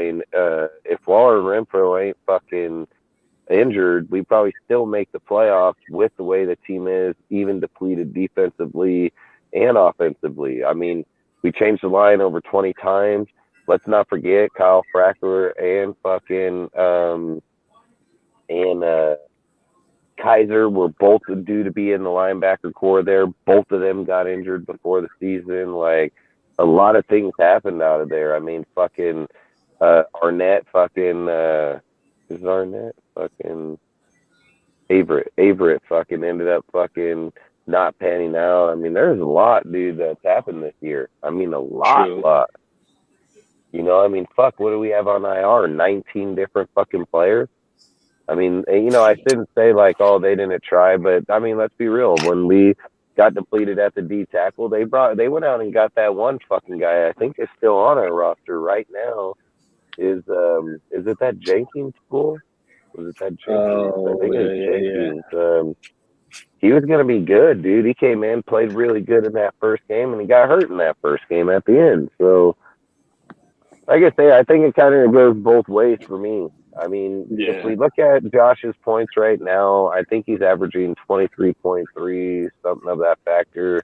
Like, that's pretty good for fucking just having Adams, Foster, Jacobs, and fucking Hollins and Cole. I mean, Tom Brady got way more than that. What's he averaging? 17? Yeah. You know, and they're playing 4 full quarters of football and playing it at a good level. Like, we're fucking playing 2 quarters and fucking still putting up massive yards, massive points. Like I said, the defense, dude, I mean, I bet anything. If we go look, we've probably had over 19 people on the IR this year. Like, we had player after player after fucking player on that motherfucker, week in, week out. And a lot of our fucking main players, dude. I mean, Nate Hobbs was on that list. Frickin', again, Waller and Renfro both on that list. I mean, multiple, even fucking, I mean, look at, we backdoored numerous people on that IR list. Like, numerous fucking, I don't know. I mean, me personally, I just put blame both ways to me. And if I was going to just put straight blame, I would say, if I was like, hey, I have to cut a guy, I mean, I wouldn't even think twice. I'd walk in there and cut Graham's ass right this second. So, absolutely, dude. You need to cut him. Yeah. Yeah. I mean, yep. Especially right now, right before the draft. I mean, when you're going to go grocery shopping, you got to grocery shop for the right guy. And if he's not the right guy, then you could really fuck things up. Yeah. Because Graham's going into this offseason and this draft saying, hey, I need this type of linebacker, this type of corner, this type of safety, this type of D tackle. And if he's not the long-term, you know, defensive coordinator solution, then shit's going to get real spooky for us. We need to get the right guy in there on defense. Yeah, I just think, like I said, I think when they came here, they had intention to win. Like, I honestly, God believe it. Like, I believe that when they got here, they had a good team intact, dude. Like, I'm not going to argue that they didn't put the right pieces around each other, but you just got to think about it. Just player after player after player got injured. Every fucking one. Averett got fucking injured with a thumb injury, came back and getting smoked. Like, that motherfucker, some injuries don't fucking make you forget how to play football. You know what I mean? So, I think, like, Graham's system isn't going to work. And not only that, it's like, I get the sus calls, right? Like, let's be honest. If we had our linebackers, we had the whole D-line and our quarterbacks and our safeties, like, I could understand that you would call plays like that, like, for sure. Like, I think you can call those plays because you have a way better line from bottom to top. Like, you have a way better line from bottom to top. But when you look at ours, we're fucking depleted hella hard. Like, we're depleted hella hard, dude, from the line, DNs, middle linebackers, corners, safeties, and you're calling plays where you would be aggressive as if you had a loaded roster. You know what I mean? Like, I'm not going to say, like, some of those plays couldn't have worked out if we had better players, but fuck, for the players we had, that shit ain't working out, dude. Like, why would you press up on fucking Sam Webb on fucking Van Jefferson that's already showed you that it's not like this guy's a superstar, but he's got good play style. You know, he can still win at the fucking deal. Like, so why would you even do that shit, you know? So, I agree. I agree that I would say fucking, like you said, I think it's Graham, dude. Like, you ask me, in my opinion, I think Graham's that. No coaches are leaving. They're all staying. State's leaving. Talking about motherfucker. No, the blame goes to Clark. He's trolling. He's trolling. Well, guys, I need to get up hella early tomorrow, so I'm gonna. Yeah, so do I, dude. I was about to end this live, man. Frickin' anyways, but I appreciate you hopping on every time, man. I really do. So hopefully you'll join up on Friday too. Be talking about a lot of different other topics, especially hopefully not this one anymore. Maybe be more focusing on frickin' what's going on in the playoffs, where we see teams at. Focus on more and like maybe more draft picks, scouts, scouting new players, things of those factors. Because, like I said, I want to go through a lot of players throughout the NFL. We only got a few weeks out to do it in, you know. So try to push on it as much as we can for people. And like I said, I appreciate you coming on a lot, man. Really do. You got a lot of good insight, good person to talk with. Is the party gonna end? Yeah, we're about to end this right here, right now, dude. We've been on for 4 hours, so like I say, I appreciate everybody for showing up on the panel today. Everybody, Jeff included, hosting the show like always. Cortez, Al, frickin' Ray, Yonder, Josh, frickin' Sergio. I mean, I appreciate every single person. I appreciate everybody in the chat always showing up, man, giving support. Appreciate everybody, man. We'll be live again on Friday with a bunch more different topics. Hopefully we don't sit and get stuck on this Carr Brady shit for, next few weeks. I can't even stand it. But either way, man, we got a lot of stuff in the off season going to go, dude. I mean, the minute the Super Bowl's over, you're just going to start seeing all kinds of changes, I believe. So I would love to see Patrick Graham fired. Like, if I was just going to be honest, I would love to see him fired. I'd love to see us draft a quarterback in the first round, regardless of what his name is. So I just think we need to, if we're going to get Brady, we need to make sure our future is kind of intact too at the same time. And again, like I said, we got a lot of talk, a lot of speculating and so on to do from here on out, because there's a lot of it. So either way, like I say, appreciate all you guys, man. Hopefully we see you on Friday. Appreciate y'all. If you guys want to say something before we head out of here, feel free. And outside of that, we'll see you guys on Friday. You want to say anything? Just want to say thanks, man. Thanks for having me. Always great chatting with you guys. Always great talking Raiders football. See you guys on Friday. Have a great evening, guys. Stay safe. All right, then, Algos. You have a good one. You guys all can follow Raider Cortez at Nation's Nightmare. It's on YouTube. And you could always catch me over here with Dustin at DSR. Well, yeah, baby. Thank you, bro, for letting me pop up. Go Raiders, guys. Peace. Yep, let's go Hell Raiders. Yeah, go Raiders. Peace out. Peace out.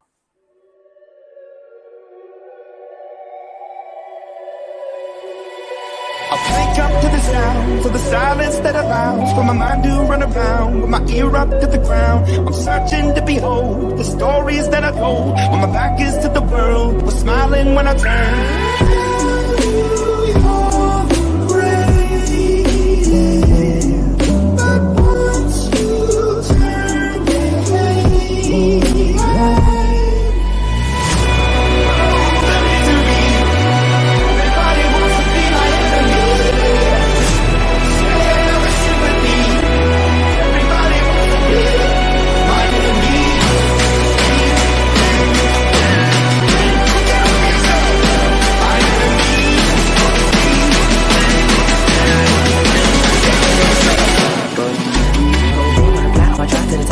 Thinking out the box, I'm an astronaut. I'm blasting off a planet, rock that cause catastrophe. And it matters more because I had it. Now I had a thought about wreaking havoc on an opposition. Kind of shocking, they want a static with precision. I'm automatic, quarterback, I ain't talking shit.